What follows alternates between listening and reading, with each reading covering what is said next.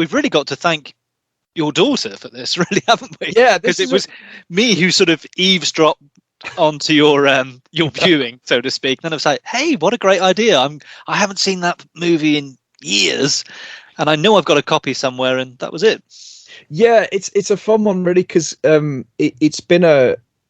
Jaws has been kind of a bit of a touchstone movie for us in terms of when it was going to be suitable for kiddo to watch it. Sharon and I caught it, I don't know, 3 or 4 weeks ago, I think, just channel hopping. It was on one of the movie channels, I think, and we kind of tuned in and just forcibly reminded all over again just how absolutely perfect it is as a piece of cinema. And we did kind of look at each other and like, do you think she's old enough yet?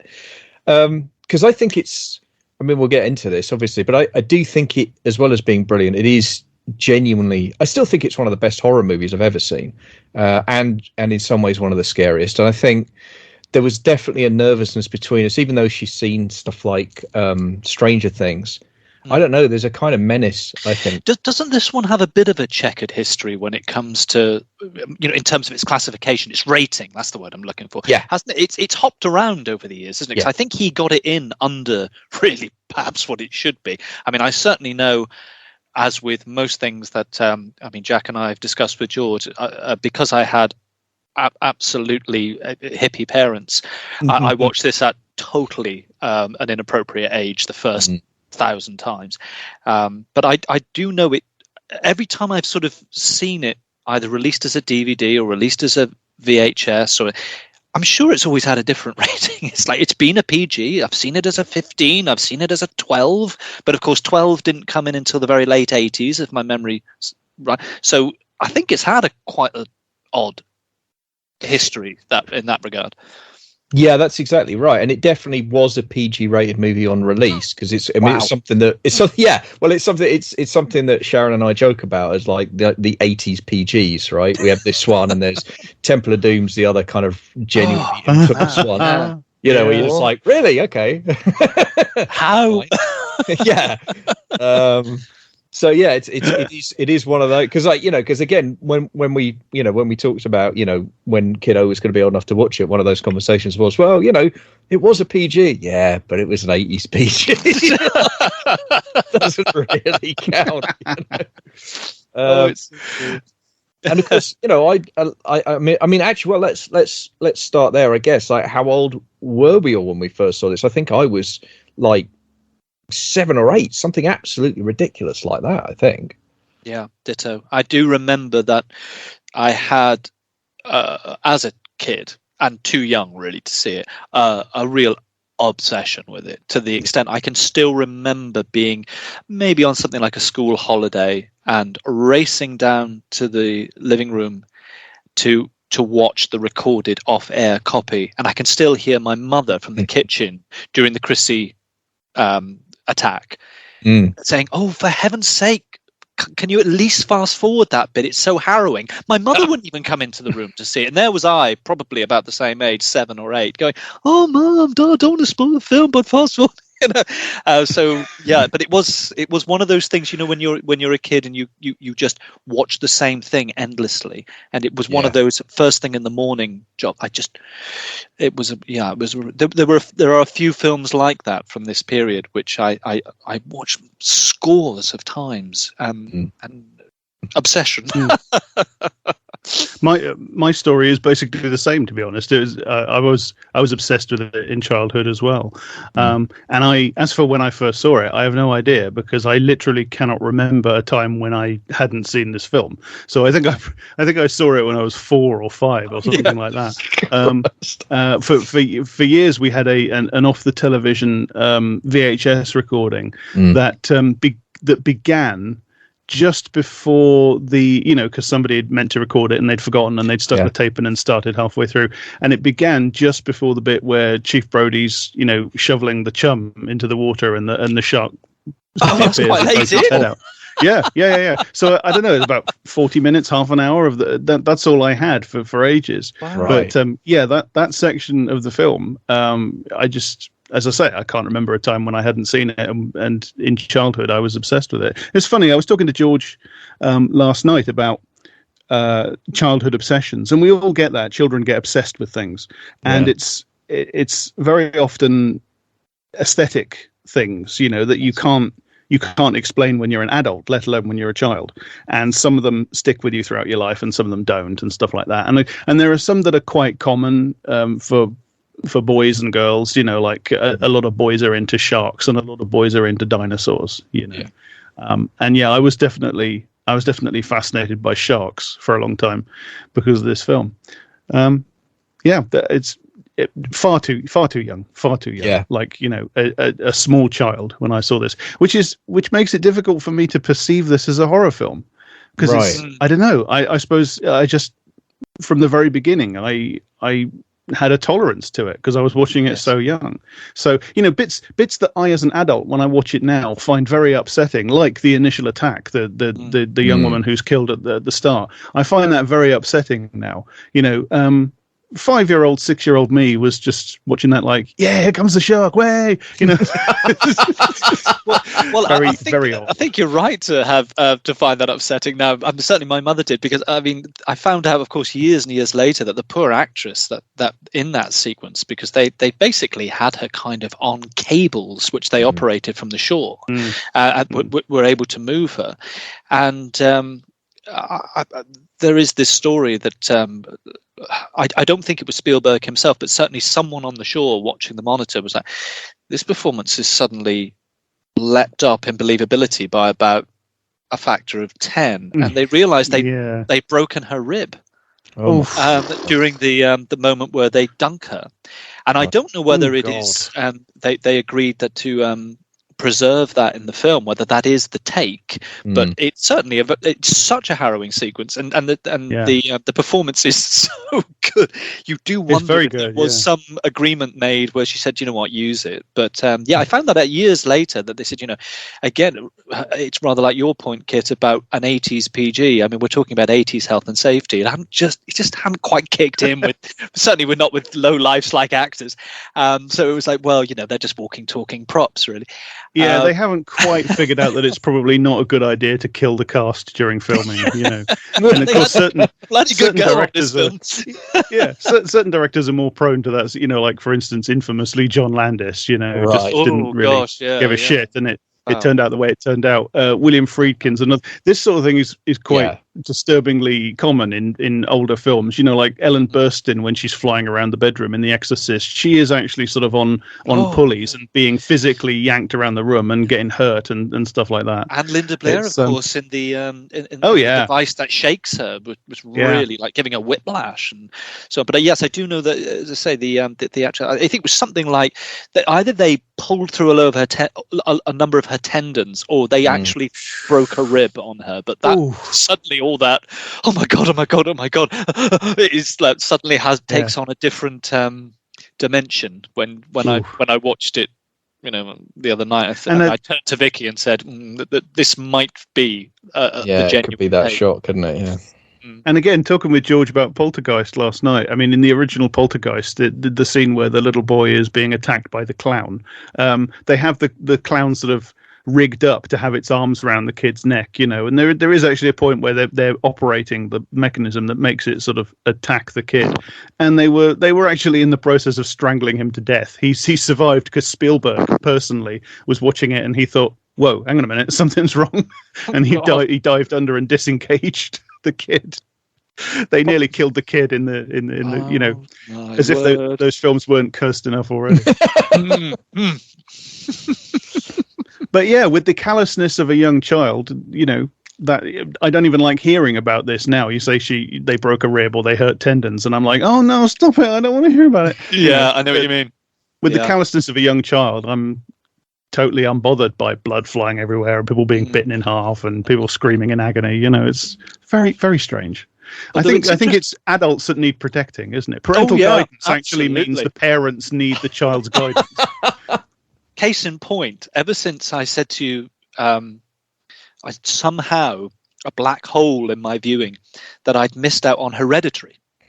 And you had said to me, you really must see it. And George said, oh, for heaven's sake, that's absolutely your wheelhouse. You really must see it. And it came through the post about 8 months ago, the DVD. it's a 15. But literally every person I say, oh, I've got to make a date and watch Hereditary, they go, oh Christ, oh, are you gonna watch that? I said, well, it's a 15. It's okay, isn't it? And everyone, it's rather like the Jaws point earlier about its checkered history with its rating. And almost every one of my friends who I've said this to, it's only a 15. Surely not. And I said, honestly, the DVD copy I've got says 15. And they're, oh, well, I'm not sure that's right. So I'm still a wuss about it. I'm still gearing up. It's taken me 8 months. And I was going to watch it with Vicky. And she said, no, I've heard enough people say, or pull that face when you mentioned Red. Should you doing this one on your own, my love? I was like, oh God. I think it just tells you how arbitrary like film ratings are, though. Because I mean, you get movies. I always think. I mean, obviously, I would say this because it's one of my childhood traumas. But like, I always think that with like a movie like Tommy. I mean, yeah, it's got a 15 certificate, but really, it should have like a 40. I think. You know what I mean? Like a 35 at least. Yeah. There's stuff going on in that film that's just diseased, you know. So you genuinely fear for your sanity at certain, or at least I do, you know. It's just, and I think that kind of stuff defies easy kind of characterization. I mean, obviously they've got a criteria, right, that they're ticking boxes off against, and depending on how many boxes you tick, that's the certificate you get. But I think you know, there's nothing like a movie like that to show you just how, you know, just how little that helps, you know what I mean, in terms of like...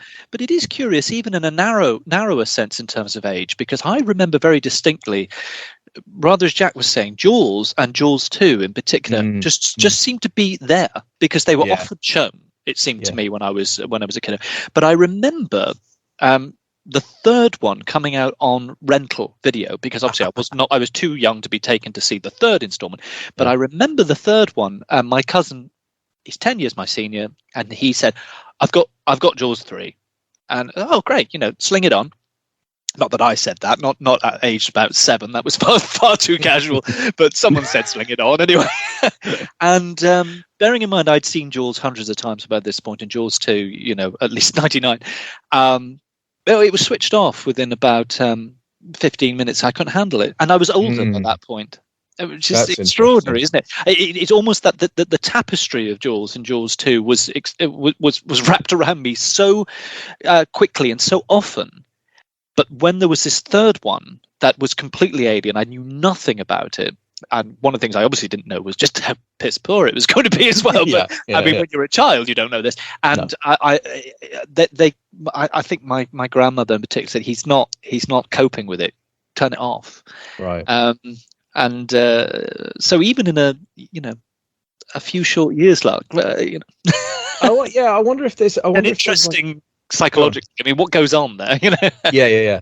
No, I wonder if there is a window, because thinking about, I mean, the other reason that we delayed on watching Jaws with Kiddo was we did watch it with my stepson when he was, I think, 10 or 11, and we gave him a go at it, and he asked us to turn it off after the life raft attack, after the kid got. Oh, right. He was just like, because he'd gone very, very quiet, and we turned to him and said, "That's a sign, isn't it?" Yeah, we said, "Are you enjoying this?" And he said, "Not even a little bit." So we turned it off. And as far as I know, he's still never seen it. You know, he's in his 20s now. So I think maybe there's like, you know, maybe up to a certain age you're okay, and then there's this danger zone somewhere in the middle psychologically, which is maybe where you were when you saw Jaws 3. You know. Yes, there's a few experiences have been had. There's been some development of the frontal lobes. Yeah. Whereas, you know, as I say, when I first saw Jaws and Jaws 2, it was like, wow, this is although saying that, it's interesting. I noticed the other night watching it, because it has been so many years. We were almost at the end of the film. We were in the cage sequence, and there's and it's the sequence where he sort of takes the cork off the bang stick, and I turned to Vicky, my partner, and I said, extraordinary as I said, we've got this far, and I said, I remember as much as I can being a child and sort of being able to deal with all this. I said, this was the point I always used to put the cushion in front of my face, and it's simply the suspense. The music stops, all you can hear is the water and his breathing. You know, even as a child, that he's going to be attacked. You just don't know how it's going to happen. And there was still a frisson at my ripe old age watching that sequence, because I remembered this was the scene in a way I never saw, because it's the one I always kept my eyes closed. The guy having his leg gnawed off, that was fine. The poor girl, that was fine. It was just this moment. And there's something about, and it's something that's almost, the curmudgeon in me is going to come out right away, almost the lost art of silence in films and in TV, because everything drops out at that point. There is no music. The only thing on the Foley is the occasional sort of bubble from his oxygen pack and that occasional breath. There's nothing else. And it's the most, for me, it still remains the sort of most terrifying sequence in the film, because it's rather like the breakdown in a piece of popular music. Everything just suddenly goes to nothing, and or just one or two things, and then there's going to be a whacking great crescendo, and it comes, of course, when it smacks into him from behind. Yeah. Terrifying. No, but it's glorious that it's that moment before that you find the most I mean, I love that, and I know exactly what you're talking about. It's that, because it is your nerves are absolutely ratcheted, because as you say, something horrendous is clearly about to happen. I mean, it's interesting you say that. For me, the one that still gets me is I've just learned from Wikipedia, actually the last thing that was shot, which was done as a reshoot, which Spielberg spent $3,000 of his own money to do it, which is the Ben Gardner jump scare. Yeah. And that one, it was hilarious. I was watching it, the three of us were watching in the sofa, and I jumped again. And I've seen this movie God knows how many times. I might be approaching triple digits with it. It's got to be, but comfortably double. And it got me, absolutely got me, and got me bad enough that it got Kiddo, who was actually cool, but then I jumped so badly it made her jump, which is kind of fun. So, bit of generational trauma, probably no bad thing, right? Because it was, wasn't it? It was they tested it so many times, and it was like you've got a lull here. Yep. Yeah. And then it was all right, we'll do this. Even though, I mean, I think it's such an effective jump scare, because actually it makes no logical sense. It's very hard to actually understand what has happened. Yeah. And because Ben Gardner as a character was really trimmed out of the whole film. I mean, in the extended cuts, which the Northern Ireland TV station always used to show, these sort of 3-hour cuts of everything, including Jaws. So it's sort of more in there, but it's very effective, even though when you start to ponder it, and again, it's something an adult will do far more. It's like, well, who actually was he, and what happened there, and how is he inside the boat, and what's going on? Why is he inside the hull of the boat? That doesn't really, it doesn't make a great deal of sense. I mean, the other thing that I realized this time, and I think this is probably the first time I've clocked it, part of the reason the jump is effective is because the face appears just very slightly before the string hit. So it just gives you like I don't know what it is, the exact measurement, but it's like a quarter second maybe to process what you're seeing, and then the string hits in behind it, and that is what. And it's because I remember that was my sister as well. We both watched it at my father's house, and I will have been 9 or 10, so she will have been 7 or 8. And I remember that she was obsessed with that particular moment, that particular scene. We rewound and watched that over and over again, including like frame advanced slow motion, just to see when does it come to shot. Wonderful. Yeah. What a wonderful thing tape is. Yeah, no, it was very cool.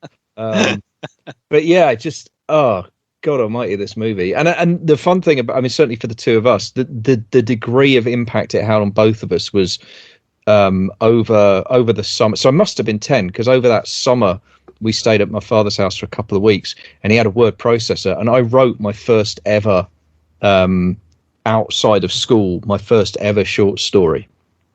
Wow. And it was called, I remember it vividly. I don't have a copy, alas, but I remember it vividly. It was called Leech Attack.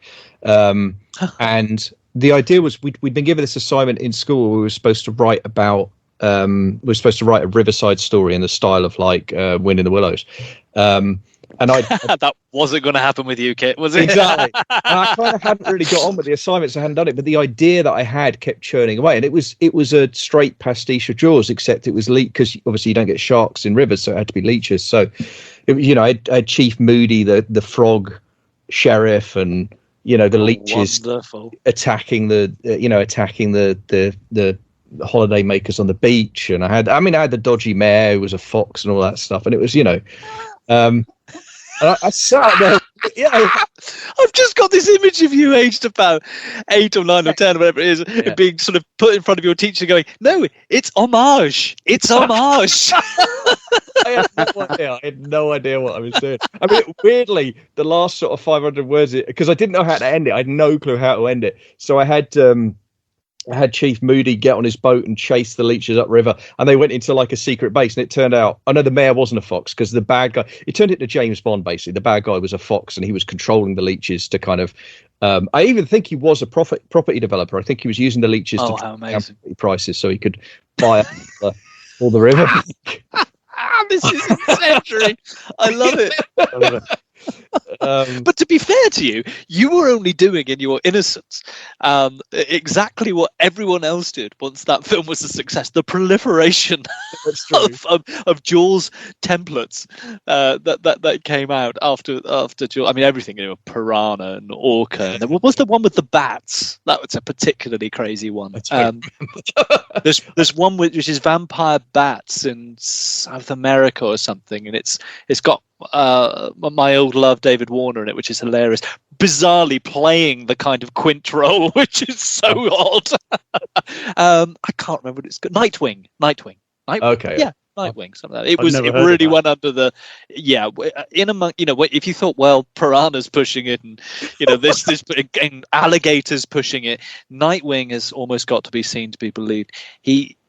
Poor David Warner, and it just goes to show that that training at the RSC back in under John Barton, all that was pretty good going, because he gets a kind of USS Indianapolis speech nice. in a cave while they're being battered by vampire bats, and it's so wonderfully awful, where he says, and he has to do it absolutely right down the barrel of the lens and really deadpan, and he says something like,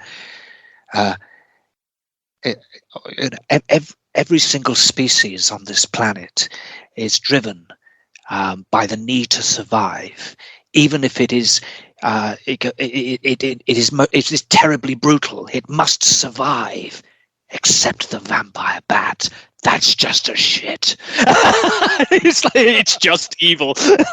And it's like, all right. Everyone else says, so there's no, it's just doing it because that's all it knows how to do. And it's like, right. Great film if you just get like 90 minutes free to see I would say how low you could go. You did mention Orca, and I have not seen that since I was a child, but I did see Orca as a kid, and I actually have, my memory of Orca is that at least in Orca there is a motive for the killer whale that goes on its revenge killing spree, because it has at the beginning of the movie, and this is, I remember seeing this as a kid. How did this not permanently scar me? They drag the whalers capture the orca's mate, drag it on board the ship, and it miscarries on the boat. Right, yes. Are you fucking kidding me? You get a fetal killer whale splash out on the dock of the boat. Like, what am I watching? Yeah. And because by the later point in the franchise, there is no stone that Jaws won't unturn. They we'll do that as well. We'll sort of, because it kind of does that with 3, doesn't it? Because it's little baby shark first. Don't sing the song, and then you get that wonderful moment with, again, poor Bess Armstrong, trying to give it some real acting. Welly going, yeah, it's the mother. Yeah. I remember being very fond of number 3 when I was a kid. I remember very little about it now, apart from some effect shots, Yeah. But I remember really loving number 3 before I'd developed critical faculties.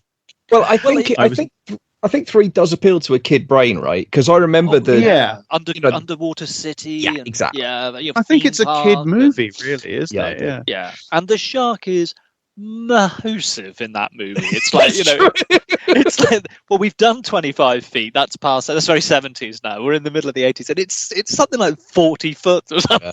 Yeah. Which again, for a child, that's like, oh, that's so cool. Yeah, exactly. Yeah, I actually think I'm pretty sure that I'm pretty sure one of the things that happens in Jaws 3D is that they completely balk the scale anyway. I think it's all over the shop. Yeah, exactly. It's as big as it needs to be. Yeah. But I just remember it. I mean, obviously, even with an adult brain, I haven't rewatched, I don't think, Jaws 3 since I was a kid, but I remember like it attacking the glass underwater tunnel and just being like, oh yeah, that's really cool. And again, it's that thing where again, films of the period. It's where they do something unfathomable. It's almost surreal.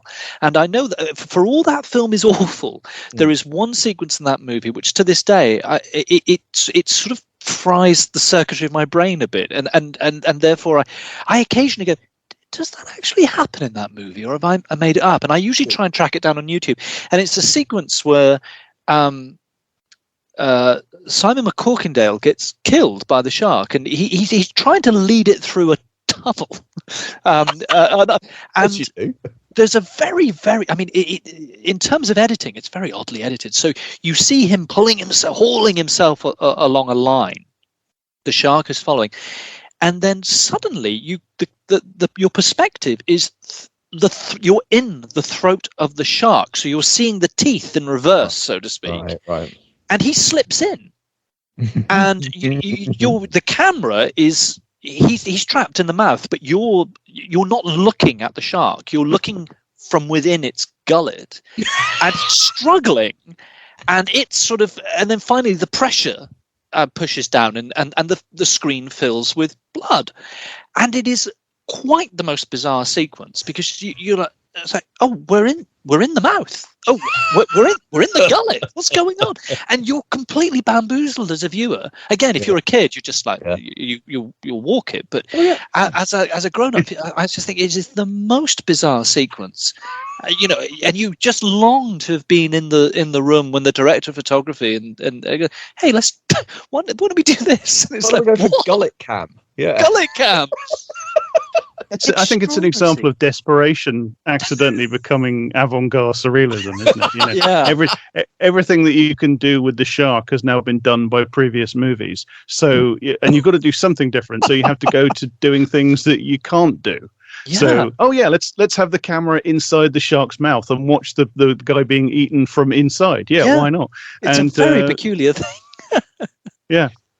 I mean, you can't overestimate, you can't underestimate, I think, how many of the shot decisions in that movie were made by the fact that it was 3D, and therefore, yes, of course. You know what I mean? Like, many of those shots are the shot that they are because it would have looked good. I mean, for a given value of, I always remember right at the start, like, there's it's implied that the shark is kind of, because you get the shark's eye view thing at the start, as you do at the start of the first movie, and then it's implied that the shark has kind of bitten into another fish, and you get an astonishingly long shot of just a fish's severed head floating in front of the camera. But you're also, and it's obviously there for the 3D. Yeah, but because of this peculiar thing, this peculiar situation of having a 3D, you've already had established for you as the viewer that this is the point of view of the shark. So the shark has just stopped to gaze at this. It's the only logic you can draw from it, because that initially that is the shark propelling itself through the water, as in the opening sequence of the first movie. So it's like, why is it stopped? Why is it examining the the head of this tuna, whatever it is? What an extraordinary I think the shark is stoned. I think it's just sort of floating there, looking at the floating head going, whoa. It's because it's got the glasses on, isn't it? It's got the 3D glasses on. Exactly what it is. These massive 3D glasses it's wearing under the water. Yeah, it's that's a new pitch. We've got Cocaine Bear, now it's Marijuana Shark, I think. What's the great pity about that film as well? And I think I messaged you to say this. I genuinely think it's got possibly the greatest preview trailer ever. The preview trailer, which always was distinct from the trailer because the bloody thing hadn't been shot yet, or it wasn't edited. And the preview trailer for Jaws 3, I do think, is a work of art. It's so good. and it's so disappointing what comes next. But if you ever get a chance to see it, it's only about a minute long, because as I say, it's the preview trailer, so they just set something up, and it's so effective. And you think, I'm definitely going to watch that. And it still works. So the preview trailer for Jaws 3, if you get on YouTube at some point and waste a minute of your life, I still think that trailer's one of the best of the form. I've never seen it, so I'll have to check that out. Well, I won't spoil it.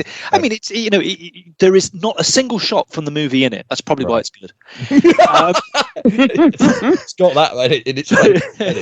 But it taps into how obviously trailers were made, certainly in the 70s and 80s. So it's got that what's his face Zimmerman voiceover. Who used to do Black Label Lager, probably the best lager in the world. Used to, that wonderful voice is there. But it's really good. They just mount something very short and quick, but it's just it's effective because it's voiceover. It's a very simple shot. It references the right things. It's really good. There you go. I watched that instead of the movie. Yeah. Jaws 2 I could never get on with, even as a kid. I just found it incredibly tedious. I've never been able to. I think because even at that age, I wouldn't have probably been able to put this into words, but I think even at that age, the central fascination of Jaws, whether you realize it or not as a little kid, where you wouldn't sit and watch the whole thing if you were actually just interested in the shark, and I did. I watched it all the way through. So the central fascination is these relationships between these men. And Jaws 2 just doesn't have that. It has Chief Brody, but it doesn't have the other two. And that's the point of Jaws, isn't it? That 3-pointed triangle, I think. Yeah.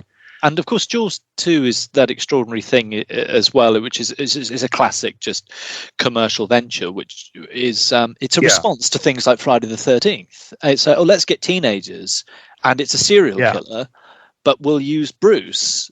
I mean, I think it's a wonderful. I mean, it's killingly funny, really, because there's a point in the movie where they scar it. It gets scarred. It gets burnt. Yeah. I mean, that's a classic. Under Jason Voorhees' mask or Freddy Krueger thing. And they just completely riff on that particular breed of late 70s, early 80s Flasher? Which cinema was I in? Slasher movie. The Flasher movie came later. That's Jaws 5, which we cannot talk about because it's only available on certain websites.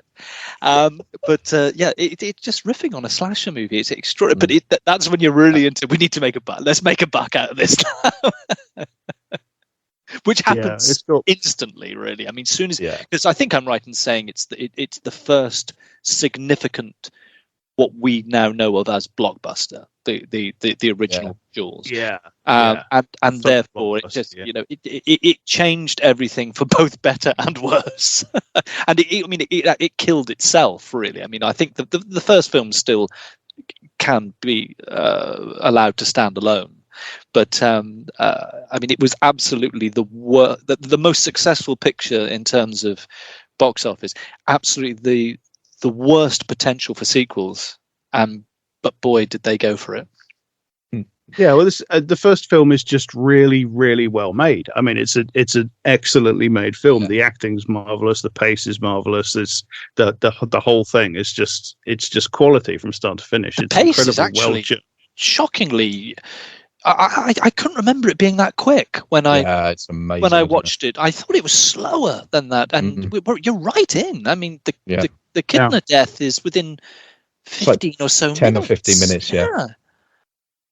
Really extraordinary. But it's obviously they wanted to make sequels because it was this huge hit, and number 2 did make a lot of money. It was very profitable, but there really isn't anything to do. I mean, like the thing they end up doing with number 2 is just another shark turns up. That's literally the laziest thing you could possibly do is just another shark turns up in the same place and they have to kill that shark now, because they had sort of talks about what we're going to do with number 2. Well, let's do a prequel where we follow Quint as a young man on the USS Indianapolis and things like that. And in the end, they don't bother doing any of that. They just do, let's have another shark turn up, and it's totally and have nobody believe Brody again, right? Let's have Brody go to the mayor again. Right. The mayor again goes. There's a shark, and everybody's like, "Nah." But don't you remember last time when I said there's a shit? Yeah, okay, there was one shark, but I don't believe there's another one.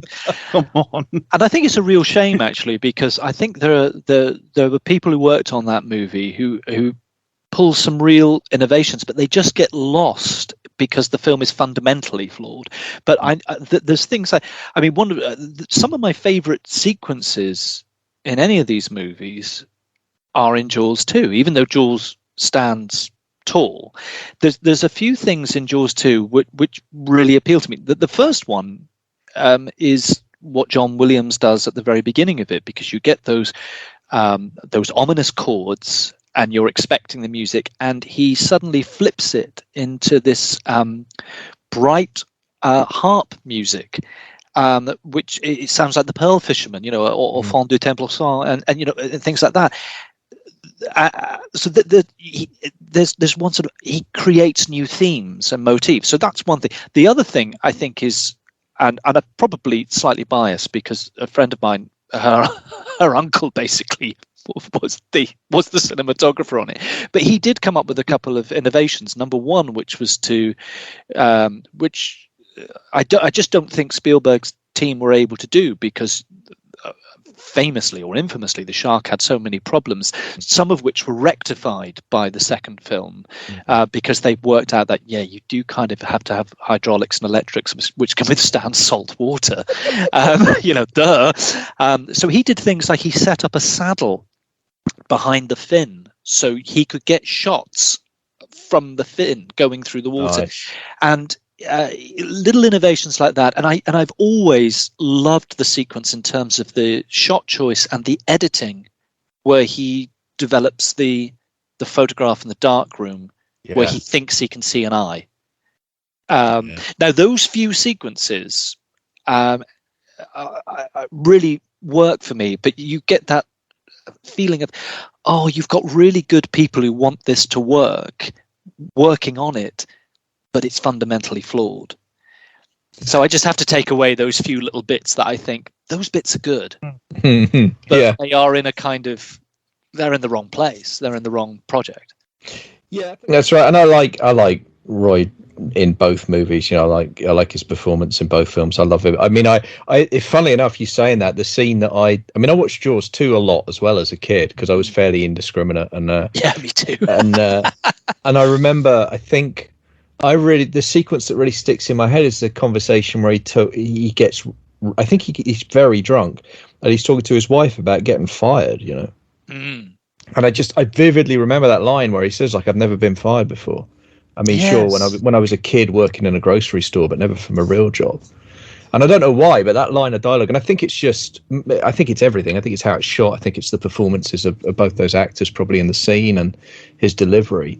And so, there's moments like that I remember. And I think as well, I think I was in that weird space when I saw Jaws 2 as well as a kid, where I was just cusping on that kind of prepubescent thing where you start to get crushes, but you don't really know what they are. And you're starting to, and I think I found the teenagers kind of fascinating for that reason.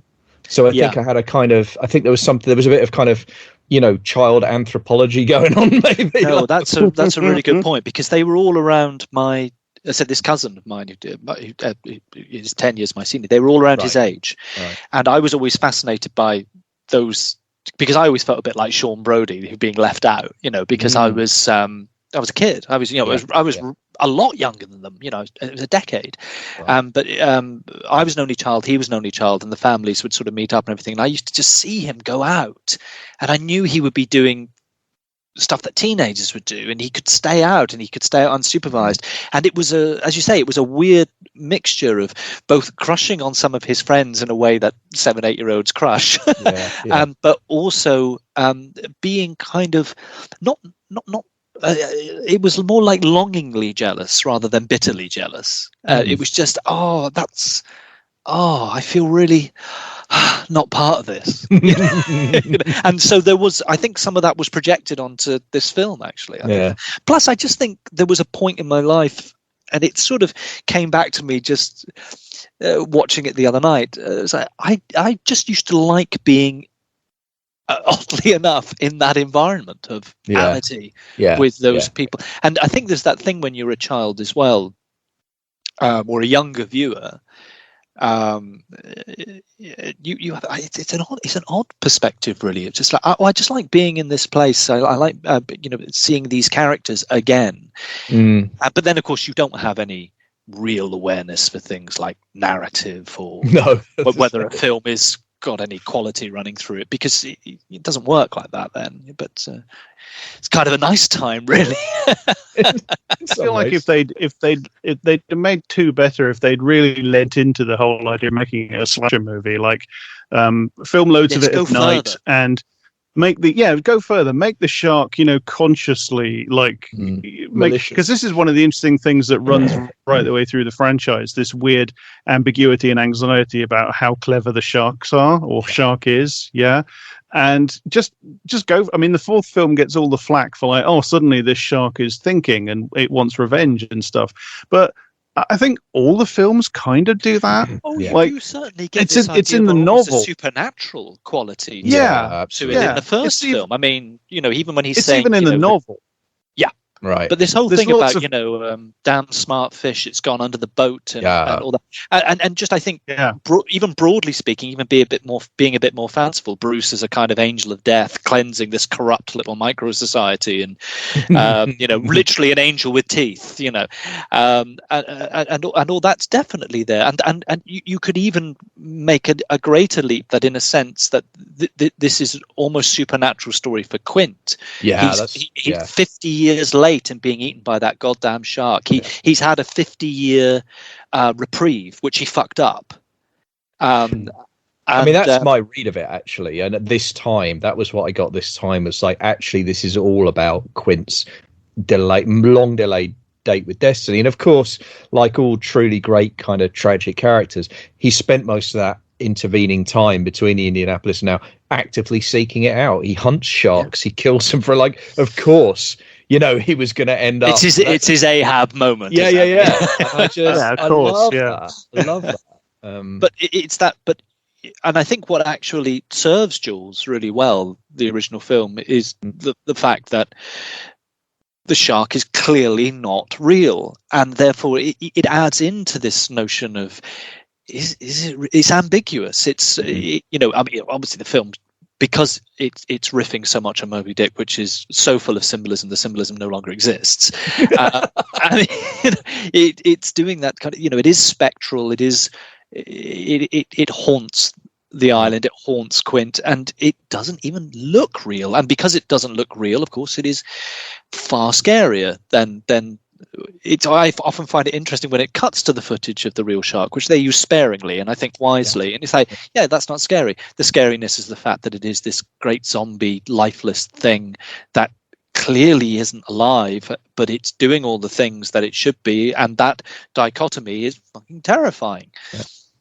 This is another thing that I can't be objective about, because, as I say, I don't remember a time when I didn't know this film, when I hadn't seen this film, and I grew up with it, watching it over and over. I as a child, you're not conscious of effects being bad or things being unconvincing. So I never felt that about the shark in Jaws when I was a kid. Okay, and to me, that's kind of just what sharks look like. My primal awareness of sharks is from Jaws. So I know, people, it's one of those things people say, oh, the shark looks unreal, and great film, shame about the shark and stuff like that. No. And okay, that's how you feel. I've never felt that. I don't feel that because I suppose I'm just not capable of, because for me that's just what that creature looks like. That's Jaws. I don't see it as unconvincing. I agree. No, and in fact, there's again, it's something I just happened to stumble across once on YouTube, where someone had, again, with the pitiful fourth movie. So who cares? But even so, it was still kind of arresting. They took a sequence, and they basically re-edited. I mean, brilliantly, I must say. I mean, absolutely brilliantly. They got all the shots right, using footage of a real shark. It had none of the of whatever the the use of the unreal shark, because it is the unreal shark. It's distorted. It's the wrong size. It has no flexibility of movement, and yet it just keeps coming. And and because we, as we've said, there is its implication in the first film, and then it becomes ludicrous by the fourth film. But that kind of supernatural element is always there, and it just sets up such a good tension. You're like, I'm watching something that shouldn't be doing all these things, but it's doing them anyway. And on the adult mind, I mean, the willing adult mind, the adult mind that doesn't sneer and isn't cynical from the off, it's very effective. But I also completely agree with you, Jack, in the sense that when I was a kid, I didn't notice these things. I mean, you don't. You're on such a different. You don't even make distinctions between, film effects and television effects or budget. You just don't. No, right. That, as you say, it comes later. I mean, on the subject of the unreality of the shark as well. I mean, there was. I don't know if it's still there or not, but at one point I think in the either the Disneyland or no, it will have been, of course, it must have been Universal Studios in California. They have a ride called the Great Movie Ride, which is like a half-hour tram ride. You go around the back lot, you go past the Back to the Future, you drive through the town square that they used for that, and God knows how many other films, and you go through a couple of Hollywood ride type sequences where they play out various things. And there is a sequence where you go into a water area and it's set up as a fake beach, and then the shark comes out of the water and attacks the side of the thing that you're in. And it's because it's Hollywood. You've got a guy whose job it is, who's kind of announcing and describing everything as you go through, like a tour guide, right? Who's giving you this spiel and this patter. And every time you go through it, you get to the end. You go past the shark and he says, "Now I know what you're all going to say. Wow, that shark looked really fake. Everyone always says that." And then he pauses for a second. He said, "But I did notice that you did all scream." Yeah. Yeah, that's it. And I like that, and it's like, yeah, that's it, really. Like, okay, yeah, it doesn't look like a shark. It does look fucking scary, though. Whatever it does, yeah. Really, I remember being like a kid as swimming in a swimming pool. Yeah. And I remember being in the deep end of a swimming pool and used to get freaked out. Yeah. There was definitely a period. I always remember putting my goggles on and really looking around, and the very first time. I mean, I'm not the most sporty of people, and I'm not the most adventurous of people. But because I have a partner who is more these things, I have been pulled into things that I've instantly regretted. One of them was scuba diving, and I mean, I was a fully grown adult by this time. I was in my late 20s, and as soon as I heard my own breath in my head, I was slightly freaked out, and I said, I don't know if I want to do this. And I confessed it to Vicky later. Said I could hear my own breath in my head, and I just had images of Matt Hooper in that. I'm back in the fucking cage, yeah. Like, no. So it's done its work. I had the same thing when I went on. We went on honeymoon, and we went to the Bahamas for our honeymoon, and we did exactly that same experience. We went snorkeling, not scuba diving, but snorkeling, and that was enough. Because the thing is that what it does is when you look under the water, and it's the shots they use in the movie. It's the fact that your field of vision is just kind of naturally obscured by the ocean itself, right? Like you can't see far enough. No. You just can't. And also, I used to be, like, as a child, one of the most effective choices, whether it was Spielberg or his cinematographer or both, the water line going up and down over the camera. It used to freak me out, because in those shots where the camera is sitting just in the water, so you've got half the screen is the horizon. And maybe swimmers, but half the screen is just below the waterline, and of course it slops and slaps up and down. That used to freak me out for the simple reason that I thought there would be a particular moment where it would slap up and the shark would be there, right? And I think it's such a great choice to hold camera shots on the waterline. It's very unusual, and of course you almost want to think, well, that's a silly place to put the camera, because the water's going to be getting on the lens, and the viewer's not going to have a real idea what they're meant to be looking at. It's so effective. Yeah. It's so unnerving. No, I agree, and I lied to that with those shots. What's impressive is that he does the same thing, if I remember rightly, with the sound. So every time that the water does go above the lens, the sound suddenly becomes muffled and underwater as well, and it comes back out, and you get the, you get the blare of the peak, the noise of the I mean, it's the many kids, isn't it, kind of shouting and playing. No, I think it's really effective. It's really, really fucking scary. It's odd how it, as I say, it's. Yeah, go ahead. Oh, I was just going to say. Yeah, I was just going to say that.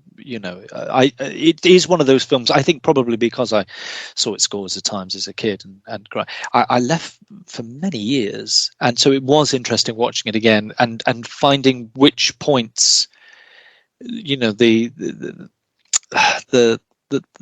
fine hairs on the back of the neck were going up. And I thought, oh wow, it's still there, even though I know where it's going. But it was kind of it was nice to have left it for this long.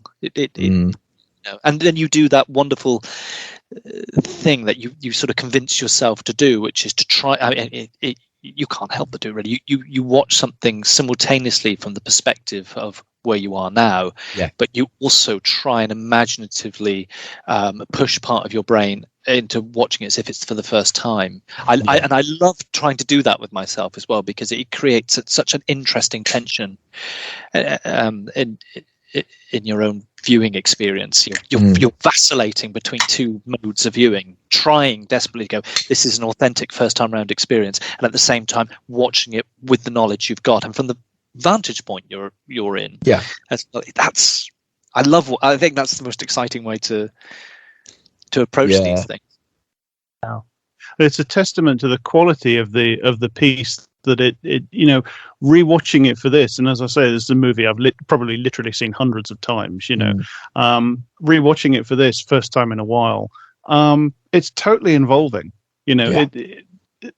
The charm of novelty is long worn off, but even so, as just a narrative, as just a drama, as just this relationship between characters and this series of events, it's completely engrossing. It really is, and I think a lot of that is down to this wonderful feeling of verisimilitude that Spielberg manages to create in the film. There's almost a cinema verite sort of fly on the wall documentary feel about parts of it. Like, I mean, Ridley Scott does something similar in Alien in the scenes on the ship. It's like this is just there's a camera doing a fly on the wall documentary about these people. The way they talk to each other. It doesn't feel scripted. It feels like an organic conversation. There's a lovely thing when he just walks through the Amity. I mean, it's a very clever decision because it gives us a sense of geography, and you just keep overhearing different conversations. Well, you said I was going to have this by the end of the week. If I get it in August, I mean, and little bits like that, and it's and I think enhanced by the fact that they used so many of the townsfolk. I mean, obviously, most famously, Mrs. Kittner, whose performance is extraordinary, and she was just the local school mom. Goodness, wow! She wasn't even an actor. That's amazing. And she's astonishing. Yeah. And the thing that always sticks in my mind for some reason is the bit where he's shopping for the stuff to make the, beach closing signs, and he spills the jar of pencils. It's just it's got that lovely sort of granular real life detail all over it, and it makes it makes almost it so engrossing.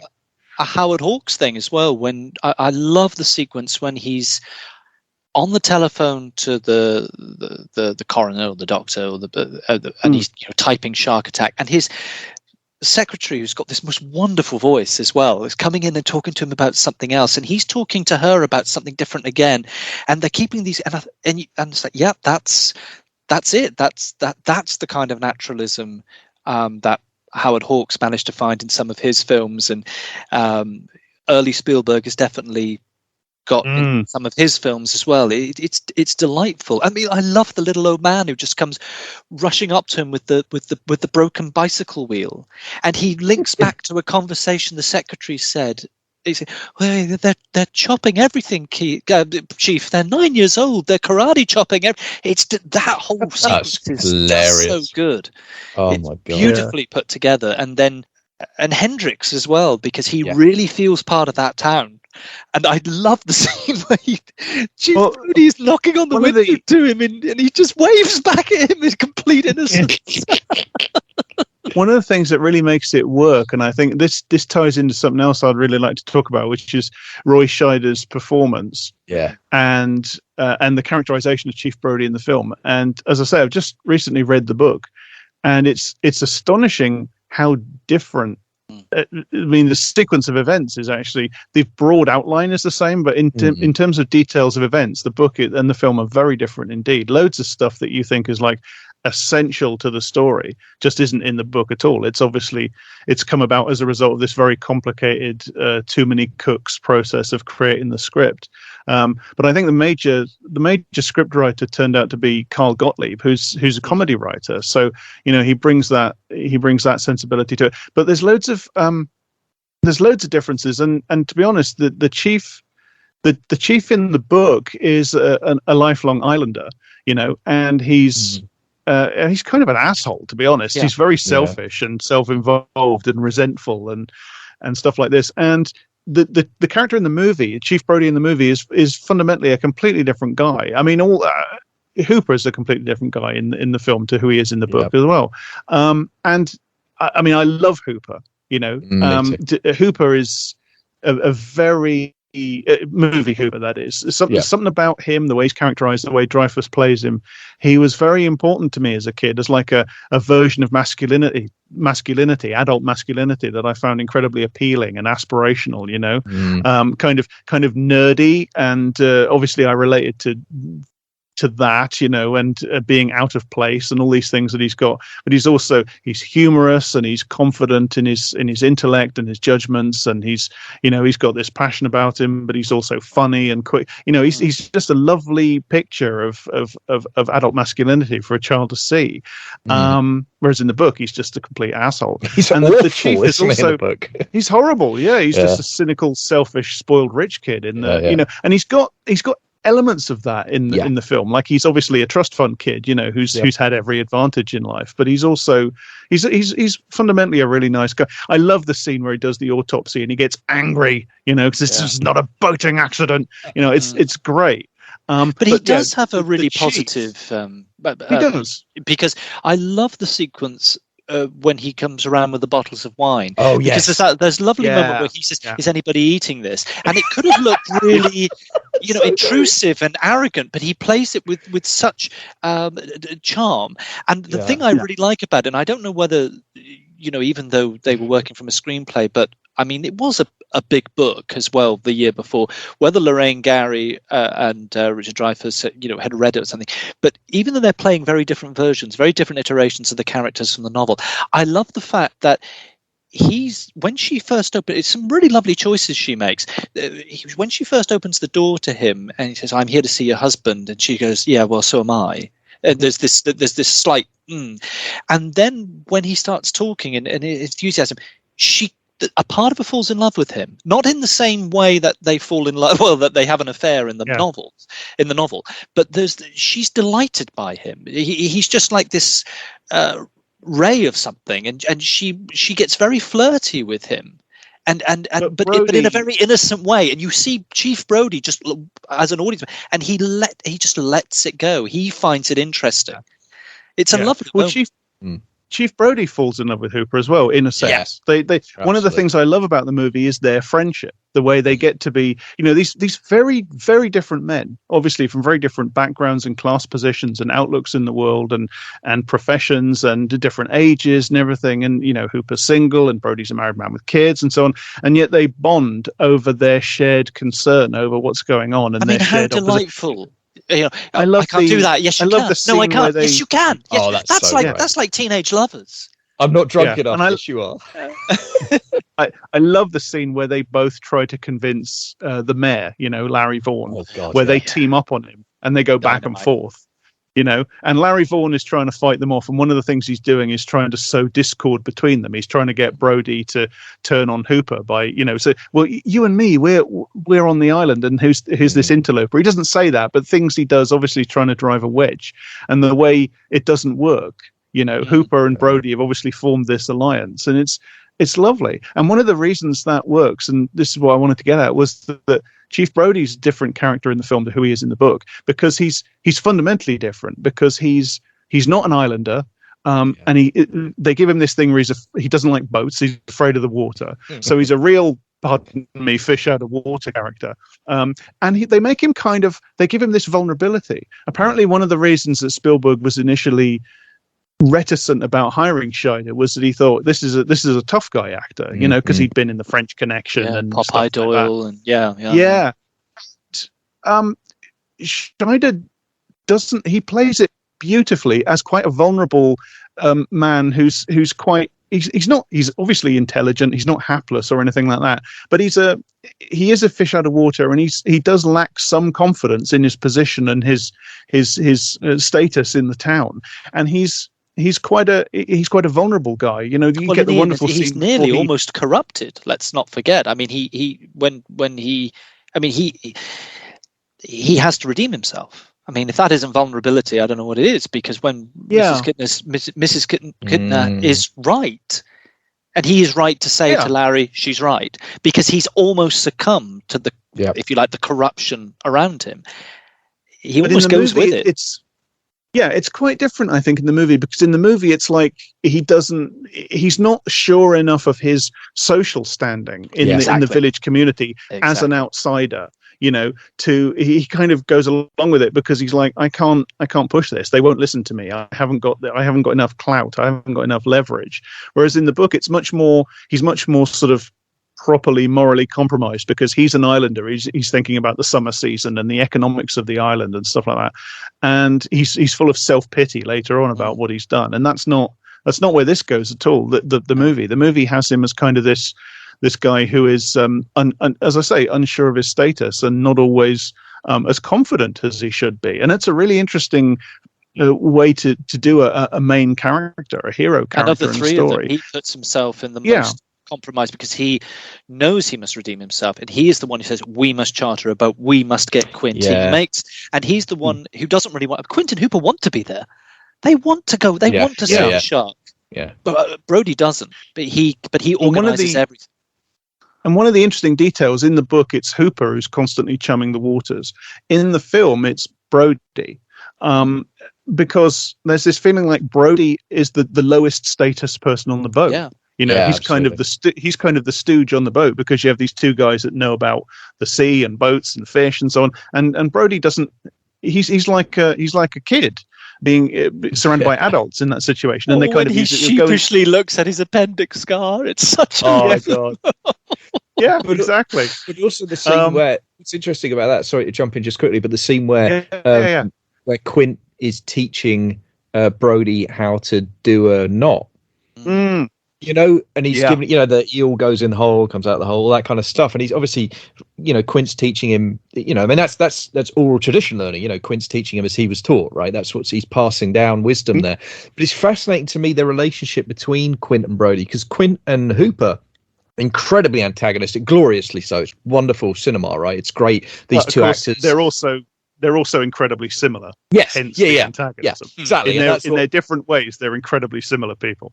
Yeah, and that's what makes it so fun for the audience, right? Because it's like, but then it's the aesthetic differences are so big for both of them that it creates this great antagonism. But what I find really interesting in that sequence is how kind Quint is towards Brody. And it's what you said, he treats him as a child, but not in a patronizing way, in a kindly, in a patriarchal way, I guess, but in a kindly paternal way. Quint, he's trying to help Brody kind of, this is how we do these things, Well, he runs back on a line of dialogue, if you notice, because he says, Brody fucks it up, and he laughs. He goes, it's not too good, Chief, is it? And then, rather as we do deal with children who are learning, he goes, no, come on, let's have another go. And it's like, oh, that's interesting, because we've only seen you be the brusque, gruff, and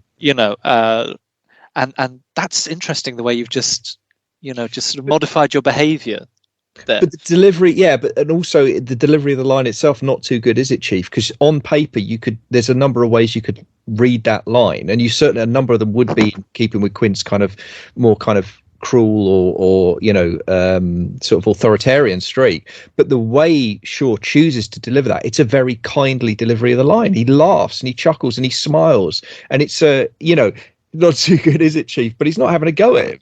He's just he's almost commiserating with him, isn't he? What a delight as well, just as an aside, to see 3 real-looking people. Yeah. I mean, Yeah. and not only them. I mean, everyone's attractive in their way, but Shida, Shaw, Dreyfus, Lorraine, Gary, everyone just looks like you could meet them. And and that was one of the things that really struck us watching it. I said, my God, if this film was made now, we'd be looking at these extraordinarily beautiful models again. I said, this is so wonderful to see people who feel like they could live up the road from you. It's and they're the leads. They're the leads in this movie. It's just an aside. I agree. And there's another scene that really tells you who the chief is and his relationship, and that's the scene where, I mean, he has this intense sort of empathic relationship with his small children, and there's the wonderful scene where the kid copies him, and he starts copying the kid backwards, and it shows his childlike side and his playfulness, that you kind of feel like that's been smothered by this job and this situation. And then there's the scene when he goes off on the boat, and his wife she sees him off, and it's like a mother and the child's first day going off to school. And I mean, I suppose it is a kind of a maturation story in a sense, because the thing that has to be achieved is that by the end, Brody has to cope on his own and kill the shark on his own. I suppose that's what it is, Well, in a weird kind of way, I was saying earlier about Jaws 2 riffing on slasher movies. I mean, of course, this is an old story. I mean, effectively, he is Gary Cooper. He's Gary Cooper who's given up his guns in High Noon, I think it is.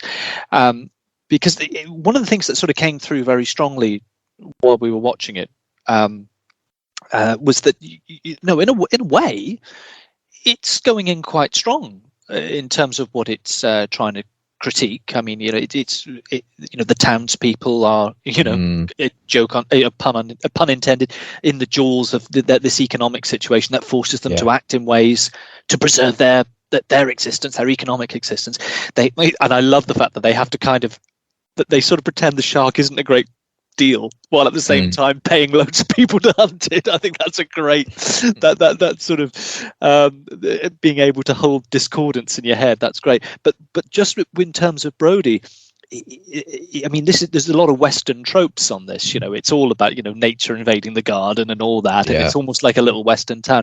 But what I think is really interesting, it just pulls up something from the Gary Cooper archetype, which I think really makes sense in that kind of post late 60s into the 70s idea of masculinity, where we, or particularly the American viewer, because that's who it's initially made for, has to confer confidence on someone, and the natural place to confer confidence probably would have been someone like Quint, who's almost like a Charles Bronson, Lee Marvin character, old traditional masculinity. But the masculinity of Quint, of course, is it's alpha male gone nuts. He's lost it. And on the other side, you've got this inverse reflection, as you said, Jack, which is Hooper, who is kind of him also. And there's something very blue collar about Scheider as well. He conveys that everyman thing, so it's also great casting. But I think it's like the audience, the American audience, need initially for someone who they feel they can be, who goes out and tames nature.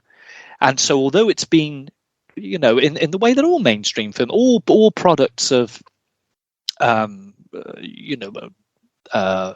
capitalist society will do, is that they can't help but do this, is that it might chip away a bit and have a little critique about people's behavior, in terms of the economic situation, but it is also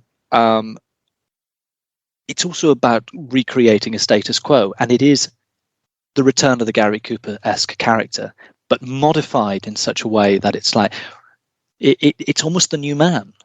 It's where do you see the new man go wrong in something like Straw Dogs, which of course is such a critique of the new man?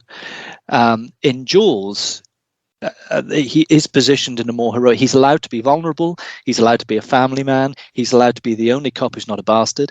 And he's allowed to go out there, overcome these fears, these vulnerabilities, and triumph. And it's very much a Western. it's much a particular kind of Western, that kind of, as I say, that Gary Cooper tradition rather than the John Wayne tradition. Yeah, and it's interesting, isn't it? Because Westerns, I discovered, I mean, obviously not universally, but one of the things that you will sometimes find, and that I found I was surprised by when I revisited certain classic Westerns, High Noon's one example, I think Pale Rider's another really strong example of this. There are some surprisingly trenchant critiques of capitalism under the hood of some of those Westerns, aren't there? Although, you know, and again, I'm fascinated to, you know, I have no idea the degree to which that's intentional on the part of the filmmakers, but it's definitely there. And I think, I mean, I think I may have joked to both of you about this when we were setting up the conversation, but there's certainly an added frisson of watching Jaws post-COVID. You know, oh yeah. You know, when you think about the impact that COVID denialism has had and is actually continuing to have, because, you know, people are so desperate to keep the wheels of capital turning. And again, I don't, you know, on an individual it's good person, people forced to be to do bad. All those people in the town, they're probably really good people. Yeah. You know, but the great thing about the film, it's rather like, you know, because there's a real link into things like Ibsen's Enemy of the People and things like that. It's fundamental. It's good people with the wrong institutions around them, and the wrong systems around them. Yeah. And you can just sense it in that council meeting. Yeah, there's people really struggling with, or they're in denial. As you say, they're in denial. Yeah. That wonderful scene. That thing of like, well, it's not a big deal, but we'll pay loads of money to make sure it's not. Hang on a moment, it either is a big deal or it isn't. You know, that's really, and actually that, you know, saying about the Western motif and everything in the much longer unedited sequence of Ben Gardner and all the other fishermen who just sort of fall in on the place, that is like total Wild West. When they're, I mean, the longer sequence, which is a deleted scene on the DVD of them all going out to find the shark, and of course one brings back the wrong one. That is nuts. That sequence. They're threatening each other with guns. This is all cut from the theatrical release. They're threatening each other with guns. They're ramming each other with their boats. Right. It becomes they've left the garden and they're out in nature and they're frontiersmen again. And it's just this incredible aggressive, you know, masculinity and, you know, and chumming everywhere. And of course you have Ben Gardner, who is kind of Quint under the skin. He's the second cousin of Quint. He's who Robert Shaw followed around. That guy, because he was again one of the genuine islanders who they just used in the film. And Shaw said, I just went out drinking with him, right? He's Quint basically, right?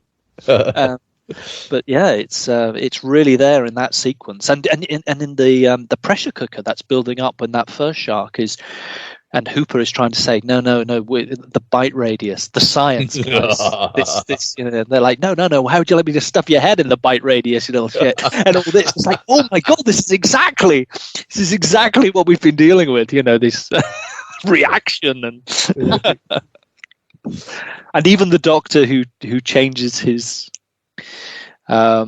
classification. I've had time to think about it. Yeah, you've had pressure come to bear or you've been paid off. No, it's a boating accident. I mean, I love that scene on the ferry, right? I love the scene where Brody's on the ferry and they strong arm him, right? I mean, the mayor goes in, but it's all the city elders, it's the council members, small group of men as well, and they are, I think, all men. And it's such a great sequence.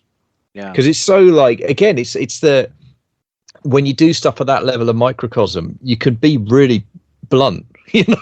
Yeah, there's nothing subtle going on in that scene. Like, Brody is being lent on, and he knows he's being lent on. And I love how, again, I kind of like with the storytelling with Brody the character, how he's just not he's not sure enough of himself to push back in that moment. Like he doesn't, you know what I mean? Like when they sort of say, you know, it's your first summer here. It's your first summer. What do you mean by that? Yeah. And he's right the first time. He knows what they mean by it. And Larry's brilliant. He goes, I just mean, you're not used to the fact that. Yeah. But I mean, the choices with Larry, the choices with those little anchors on his blazer, little things. And you think, this is so intelligent. The production on this, it's so intelligent.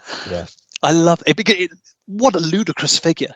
And yet credibly ludicrous. And I think that's something that comes through in the film. Jack was when you mentioned earlier about the sequence with the mimicry between Brody and Sean. These things can so easily be cloying and sentimental. Vaughn could have been so easily just a joke, and he's got a real handle on the tiller in a way that the mature Spielberg sometimes, in fact, often doesn't. He lets those things spill over, but I guess it's that thing when he was young, you're not entirely sure of yourself, and you're also you've got people around you saying probably, hang on a minute, kid, maybe don't go that far with it. And of course, when you're successful, you don't have to listen to anybody. But it's that's just theorizing. But there are points in this movie where it could so easily tip over into cloying or sentimental or a bit absurd, or lose its truth. I mean, it's a tremendous performance by Murray Hamilton, is it? Because that could so easily go into a kind of parody. Mayor Vaughn. I was just going to say, I love the sequence after. I think it's after the attack in the sort of lagoon area, and they're in the hospital with Chief Brody's kid, who's just in shock, in the hospital, and Larry is he's kind of come apart, he's obviously genuinely upset about what's happened, and a lot of that is how it looks and how it's going to affect tourism, and is he going to be voted for again, and so on and so forth. But he has that line, my kids are on that beach too, and that's a brilliant line because it's both sincere and human, and it's also very selfish, and it's kind of he finally gets it because he's realized, hang on a minute, this could actually affect me at a level deeper than money, It's a great moment of characterization.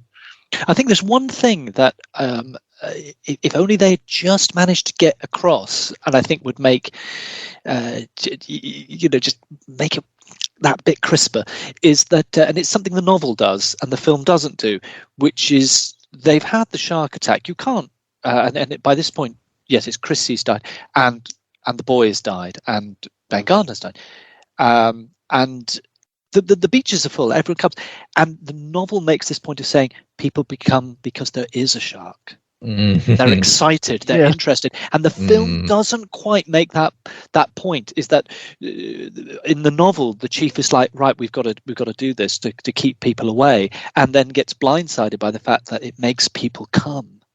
Right.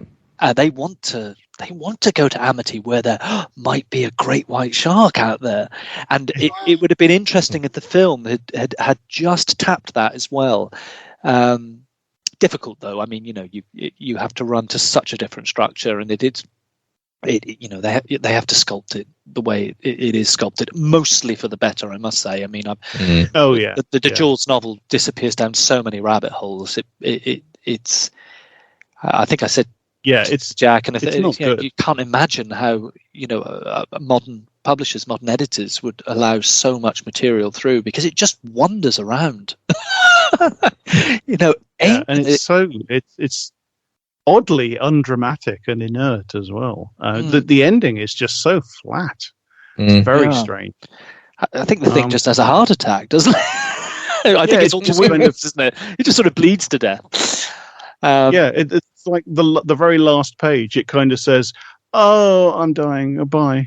That's it. And of course, one of the things I love about, I mean, obviously, not only because it's cinematic and everything, but the great thing about the destruction of Bruce in the movie, of course, it looks like a fucking atomic explosion. So you get that thing with Quint again. It's like, the way it goes up, it doesn't just blow up a bit, it blows up in a fucking mushroom cloud of seawater and everything. And you think, that's great. And also it's that thing of, because and I couldn't, I had a pretty good memory of the film, but the minutiae, was lacking a bit.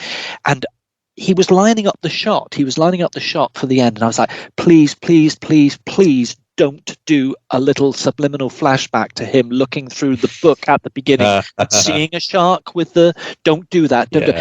And it didn't. But of course, I'm coming from the vantage point of how films are so over-explained now. Right. That I was expecting a shot that they didn't do, and I'm very thankful they didn't. But that would so be a shot that would be pulled now. You get that click. Yes, I was looking through the pages and I saw a shark with a tank in its mouth. They don't do it. They just rely on the fact that you, as the audience, can remember an hour and 20 minutes earlier.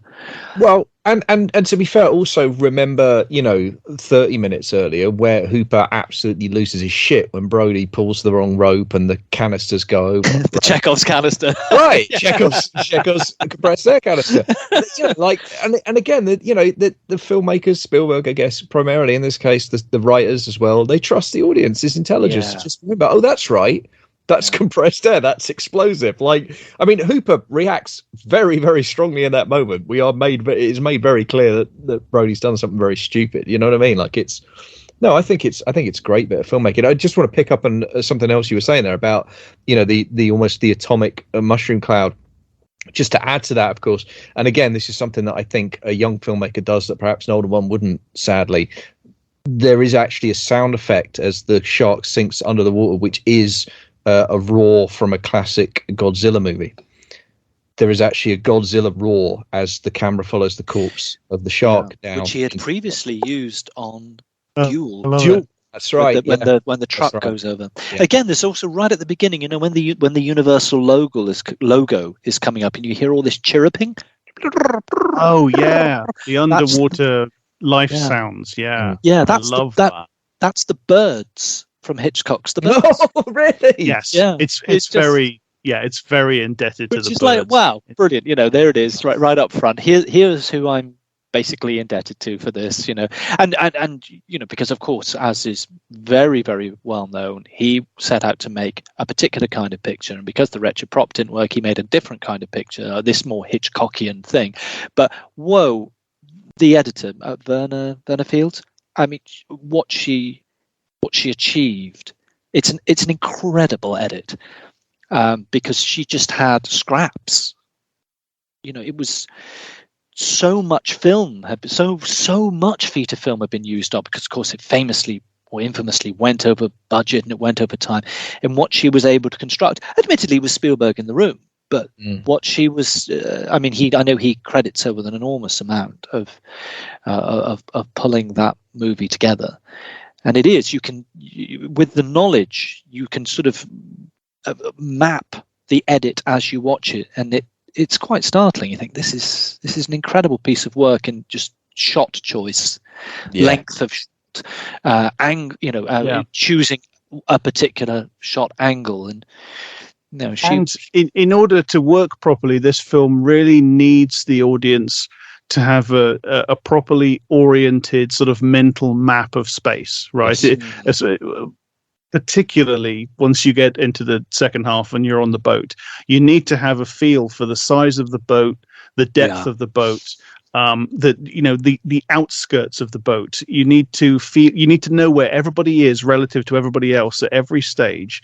You also need to go between not knowing where the shark is relative to the boat to having knowing, and then having an idea that you're not absolutely sure. You need to be able to, well, we saw it there and that was X amount of seconds ago. It could be underneath the boat, or it could be it is very cleverly done, and a lot of that is in the editing. A lot of that is showing you the space that they're moving around in, and it's Re the shark, there's really, it's just open water.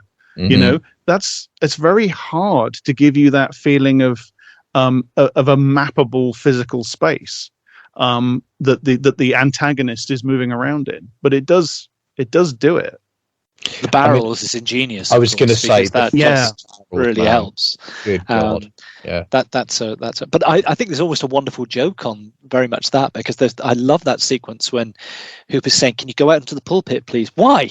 Because I want to get some perspective on size, and it's almost like a self-reflexive joke about the process of making the film itself and getting the scale and geography and everything. And he's like, "You get out in the fucking pulpit," and it's just so human. I love it. I love the way the barrels are used, though, because the barrels are a way of, it works in terms of the mechanics of what they're trying to do, and it works at least as well in terms of the filmmaking, communicating the actual plot to the audience.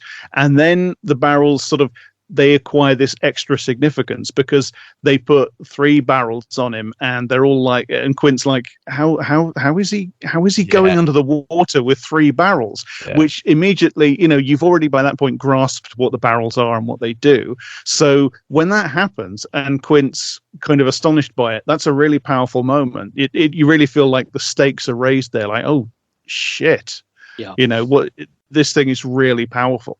Yeah. And it gives weight to that supernatural reading, doesn't it? Almost. I mean, you're up against the edges of what's physically possible, which is always interesting. And you do definitely get a feeling as it goes on that the shark is intelligently. I mean, that's in the book as well. It's hinted at in the book. There's a lot of back and forth in the book between Brody and Quint about how intelligent is it, and Quint's very resistant to the idea that it's intelligent, which I feel like movie Quint would be the opposite. You know, and. It's sort of implied that the shark is playing with them in the book, but I think the film does that more.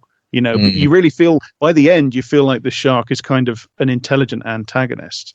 And the scene where the ship is basically sunk and Brody is in the cabin. And the shark comes through the fucking window, and he's basically backed right into the corner, and this gigantic head is stuck right in, and it's right up against him like that. That is to me, that's one of the most tense and scary moments in the film. It's just the sheer presence of the thing in that confined space. Again, the feeling of the map of space that you've developed. Yeah, that's right. And it's intruding and it's massive and it's got him cornered essentially. And then that works really well with the plot because he beats it. He beats it away. How else is he going to get that in? Yeah, with the tank, and that's how it ends up in the thing's mouth. And it's really convincingly done. No, I love all that. I mean, one of the things that I think I talked about in the chat that I hadn't picked up on, I don't think consciously before, I love the way that the orca gradually physically deteriorates in line with Quint's mental state. I love how the orca becomes a physical representation of the inside of Quint's brain, right? Yeah. And of course, also, I think the really fascinating thing about Quint is what seems on the surface to be this, this toxic masculinity. I'm going to break the communication. You tell me I shouldn't press the gas on this boat. I'm going to press the gas hard. Seems like, as I say, this disintegrating macho guy, and then you realize it's all guilt. It's the guilt I survived. Yeah, it's survivor guilt. Yeah, it's complete survivor guilt. And also it's like you sort of do the maths and you think, well, hang on a moment, it's almost 75, it's almost exactly 30 years from 45 when the Indianapolis would have gone out. He would have been about it, if we track it to Robert Shaw's own age, he would have been about 18, 19. And I know I've read an account somewhere that when when it was torpedoed and they were aware that they were being, that there were sharks in the water and so on, so many of the older hands were able to pull groups together where they literally surrounded themselves by the already drowned or those who had died through hypothermia. Then they put themselves on an inner ring, and the innermost ring were all the young hands, like the 18, 19, 20-year-olds who they were like, they're the youngest. So again, we have to do this by implication. It's not actually in the text, but you can work out the age of Quint in relation to what age he would have been. And you think, you were You were protected. Yeah, you that's might why have I been in made one it. of those protection rings. Yeah. This is why Yeah. you've made it. And then you think, "Wow, my gosh, this is extraordinary. This whole film is almost like about the collective guilt about Hiroshima and Nagasaki, for God's sake, Yeah. but compressed into this monster movie. Really, it's extraordinary. The just the implications it carries for things like that. That just bubble up. I mean, I had no idea that the Indianapolis story was true until maybe my 30s. I had no idea that was actually, because I mean, obviously I remember the monologue because you kind of can't forget it once you've heard it. It's I think that's one of the great cinema monologues ever. I just, and he dies like his friend Herbie Watson, Yeah. who he mentions.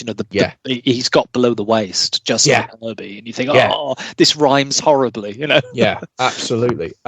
But I think for me, like, I hadn't realized, as I say, I didn't learn until probably my 30s that had really happened. And that's the kind of thing where you kind of, I mean, I joke about this all the time, how God's like a hack writer, but the idea that the boat that delivered the Hiroshima bomb, I mean, come on. I know. Like, just, and it is genuinely one of the kind of, I mean, in terms of real life horror stories, it's up there, right? I mean, it's absolutely, the imagination. I mean, even an imagination like mine kind of rebels at the thought of 5 days and nights in the water, with fucking shit. Like, just, I can't quite, and and there were, and he gives the numbers, and the figures he gives are right in terms of the numbers of men who went in the water and the number who made it out, and there were survivors, but you kind of can't. Yeah, it's really hard to get your head around, kind of.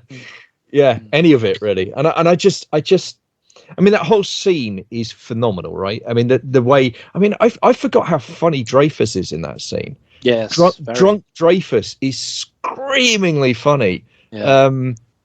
And the way that he's a bit, he's trying a little bit too hard. He's a little bit too enthusiastic and a little bit too happy. And you get kind of these looks from Quint, where Quint's obviously kind of amused by it, and he's sharing looks with Brody, like, look at this kid. Yeah. And I love Brody in that scene as well, because he's so uncomfortable.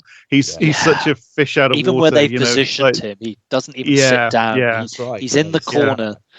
But he's trying again. He's trying to get into it, and he kind of does. He starts to get into it, like the singing, just before it's broken. Yeah, it's a brilliantly acted scene, and of course, wonderful that they gave. I mean, he was an accomplished playwright in his own and novelist in his own right, but the fact that they, Shaw said, "I'd like to rewrite this speech." And there weren't the egos that let's hear it, and this actual mini masterpiece that he basically concocted in his hotel room and brought the next day. I mean, I think the thing I love about rewatching that scene, as I have many times now, I think one of my all-time favorite moments is, and again, it's actually Dreyfus. It's the moment when, because it's Brody who points to the tattoo, right? The scar. Yeah, that's right. Yeah. And there's the mother joke, which is wonderful. What I love is as soon as Quint says it was the Indianapolis, Dreyfus sobers up in like 5 seconds. You see, and it does take it. That's what's brilliant about it. It's not instantaneous, but you see it. You see the impact of the words hit him, and he slowly kind of straightens up, and just his face expression completely changes. And it's great as well because Brody, again, as he has been in the whole scene, is like 2 fucking steps behind. Yeah, it's like what's like he can see the moods change, but he's still smiling as he asks the question. Because he doesn't, he's not. And again, that's it. Those two are in the loop, right? Hooper and Quint in that moment, they're on a level. For the first time, their choices are so good. Those actors, their choices are so good. Like you say, the thing with Scheider there, he's still smiling. Yeah. And then of course he gets wiped off his mouth. But their choices are so good. Yeah. He struck gold, considering, as is often the case with these things, very few of these were first choices. I mean, there were a slew of people, particularly for Quint. I mean, I think Lee Marvin, who I mentioned earlier, funnily enough, was the first choice for Quint, maybe. which would have been interesting. But I think one of the other joys about this is, although these are established actors, I mean, Dreyfuss was up and coming by this point, and Scheider would have been known from things like The French Connection and everything. It's got that extra crackle of not being a bunch of absolute A-listers. I mean, this could have been Dustin Hoffman and Burt Lancaster as Quint, and you know what I mean. And it's not. It's Dustin Hoffman as Hooper, but they don't. They I mean, probably because for all the money it made, it was only on a certain budget. They could only afford what they could afford, but it really pays off. I think Spielberg didn't want big names. That's my recollection. Oh, it was a choice, right? Yeah, I think it was. I think Spielberg was very much like, I mean, he wanted decent actors, but I think he wanted the shark to be the star. Yeah, that was his. It was his vision, I think. But yeah, I just think it's, and I love. I mean, it was great watching it with Kiddo, obviously for her first time through, and watching her just cackle with laughter at the interactions between Hooper and Quint on the boat.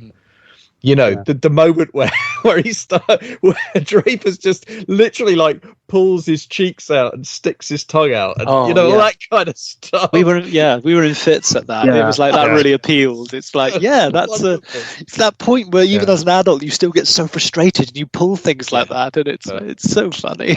With the bit where he does the pirate voice as well. And again, it's a bit like class conflict between it's a bit like with Mayor Vaughn. Shaw find, because you can't go in under on a role like that, but he finds the points where it doesn't, because the character is a kind of parody of himself. I mean, it's so much bravado, and it's so much, I mean, it's an interesting bravado as well, because he uses things like songs and jokes to deflect. And even his piece of theatre in the council hall with the scratching and it's just the way he talks, and it's so it's so deliberately ominous. Quint himself is very theatrical, and Shaw is very, very good at modulating that. No, I agree. It could have been an insufferable performance in the wrong hands. It could have really tilted the thing. I think what I like about Shaw's performance, I mean, we're talking about these three men. I mean, one of the other things that I think is so great, particularly about Shaw's performance, because Quint is such a difficult character, I think Quint's quite likable. I quite enjoy him. He's got a charisma to him, and he has got incredible. He's got a brutal sense of humor. Like he's obviously he's charismatic. But and I love that you've got, like, even as they're clashing with each other, you kind of enjoy all three men. You enjoy being in their company individually and collectively. You enjoy watching them spark off each other. I think that's really kind of, again, I feel like, especially in horror movies, and I do think Jaws is a horror movie, like it's very unusual. You'll normally have at least one outright unlikable character. You've normally got someone who's genuine, like, a villain or at least deeply unpleasant person. And I love how charming Quint is. I mean, the gag about when he gives Brody the moonshine. Pretty good stuff, Chief. Yeah, made it myself. And then I love the don't drink that. Brody says, don't drink that, and of course he does. And then he immediately starts coughing. Just wonderful stuff. But the stuff about class really, Japs, I mean, although it comes to a head at that point, becomes explicit at that point, it's everywhere in the movie. The idea about, even the state, when you have the status of an Islander, never, Ellen, never. You weren't born here, and that the middle class strain running through, like who are the hotel and the motel owners, who are the bar owners, who's in relation to who.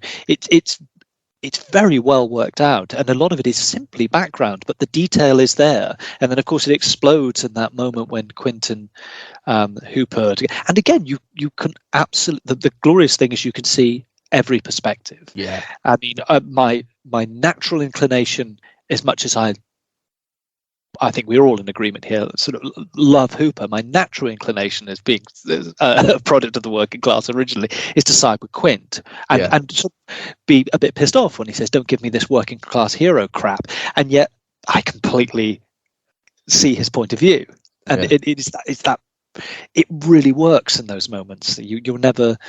you can get every perspective down, even the sharks. What I like about that scene is they're kind of both right, aren't they? That's what makes it work. Like, he is a trust fund kid, and he has got soft hands, but also he knows his shit. Yeah. Well, Hooper's sort of in the right in that converation, right? Because Quint is being an absolute dick. He's obnoxious as hell, isn't he? I mean, he's using his homegrown expertise and the fact that he's completely at home in this place and this context as a weapon, to establish dominance. And Hooper does know his stuff, and he has got something to contribute. And Quint is just treating him like, an enthusiastic 5-year-old. So Hooper is absolutely right to be pissed off about that. The thing that Hooper forgets, and people like him are very, very prone to forget this, is that maybe you're right in this particular instance, but that has a context. It has a context of the fact that your entire life, you've had these breaks and these comforts and these advantages that these people haven't had. Yeah. So as much as you might feel picked on just at the moment, there's a reason that they resent you. Yeah. And the thing is, we get those unreasonable reason. We get those layers peeled away with Quint, and this is why he does become so sympathetic. It's like, right, okay, this is where this all comes from. But also, yes, I mean, even if he hadn't been in the water for 72 hours after delivering the bomb and been haunted by this whole thing throughout his life, the fact is, he's known a very, very different life. So it is. But I think this is it. The smarts of that scene is that, broadly speaking, Quint's right, but he's wrong there, and that's great drama. That's really good drama. Because you've suddenly freighted in something far more interesting than just abstracted interpersonal relationships. There is a whole weight of history and class bearing on that moment, and it's just handled so well. There's also, and I don't want to put too much weight on this, but something that occurred to me this time, and I'm even struggling with the language because I'm thinking about it as trying to articulate it on the fly, but I feel like there's almost a kind of science versus, I don't want to use the word magic, but tradition between Quint and Hooper. I keep thinking about the scene where Quint lays eyes on the shark cage, and the way he just looks at Hooper, and he's like, so shark cage goes in the water, you go in the cage, you go in the water, shark's in the water. Fair duty, fair Spanish lady.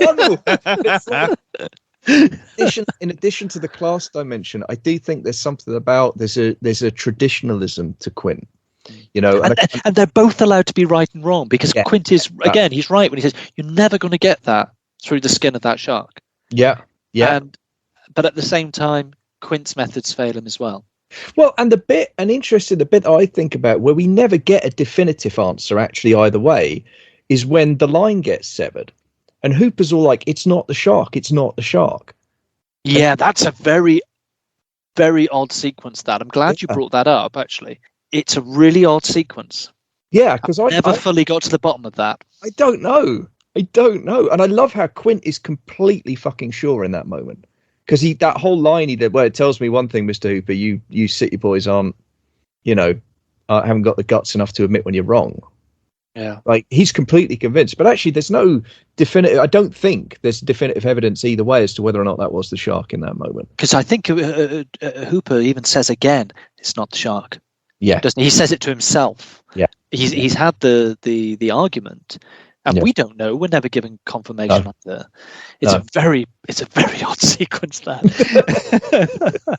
I mean, I like it. I love it. I mean, the drama of it's great, right? Where you've got him sit, because that's where the knot tying's happening, right? That the opening of that scene is the chief trying to learn the knot, because he does that thing where he says, "Got it," and then suddenly the line goes crazy. And Oh, it's so fun. But yeah, I like that. And I like the ambiguity of that moment actually a great deal. Because this is not, I mean, there isn't a lot of ambiguity in the movie as a whole. It's not what they're going for. But that having that one sequence, and as I say, letting it just sit with the audience with those two characters and that fundamental conflict. But I do, as I say, I feel like it's obviously the class dimensions, maybe it's baked into the class dimension. Yeah. I think there is something about how, Hooper's reliance on science and Quint's, I guess, I mean, I'm trying to find a better word than traditionalism, but you know what I mean, like, because he's the one who's convinced the shark is pragmatic, common sense, quote unquote, and experiential learning, right? I mean, all of Quint's learning has been kind of kinesthetic, right? The non-academic, the non-pedagogic. Yeah. There's a real sense in which the shark at the end is finally defeated via a synthesis of the two approaches. Yes. Because it's firstly it's neither Quint nor Hooper, it's Brody. Yeah. And he the weapon that he uses to kill the shark is one of Hooper's compressed air canisters. But also the rifle, we must remember. The rifle. Yeah. But he's also using, Quint's boat, and he's using a very primitive and essential form of a sort of hunting technique. Yeah. And he's also taking it personally, the way Quint did. At that point, he's actually talking to the shark, and he at that point he totally feels what Quint felt, which is the sort of personal contest, grudge match thing. So the end is dependent upon Brody sort of combining the approaches of both, coming up with it's kind of what I was it's the dialectic again, isn't it? Well, it was what I was the negation, the synthesis of the thesis and the antithesis. It was what I was sort of floundering trying to say earlier, but you've nailed it far better.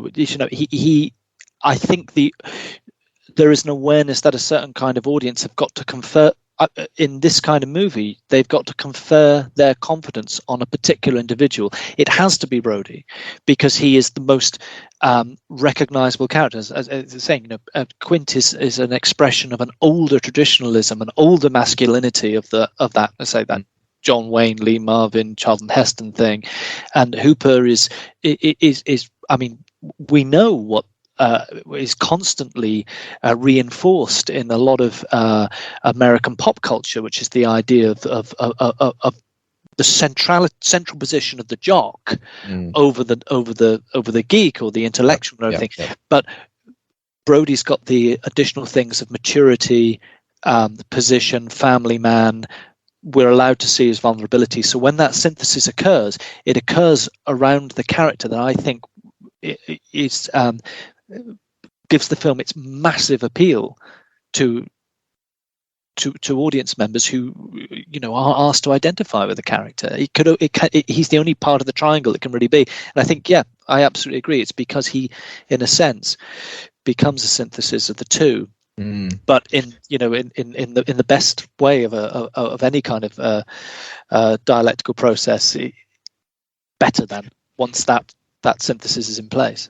But I just think that's so interesting, because so often in horror movies and monster movies, so most of the time the scientists are just wrong, right? I mean, either the scientists are evil because they've had some hand in creating the evil in the first place, right? I mean, that's often, or if not, then they're the ones who, you'll get the wise old, woman or man will say like, oh, you need to be aware of the thing, and the scientists will, oh, pish posh, this is nonsense, I'm very, very rational actually, and they always end up being wrong, and they always end up getting eaten, and it's always the kind of old ways. I mean, that's, horror is very, often it has a very strong kind of small c conservative tendency, I think, and that's one of the tendencies that you see an awful lot.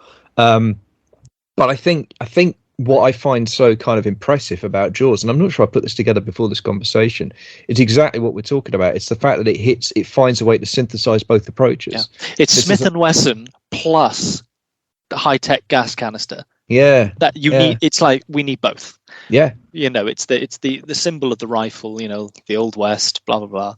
Yeah. But it is also its component part needs to be this other thing. I said it is Hooper plus Quint, and it's interesting, isn't it? Because it's I mean, it's obviously Quint's Quint's doom, Quint's hell, if you like, Quint's delivery to the ending that is felt inevitable to him, probably, since he was 18 or 19 and his boat got torpedoed.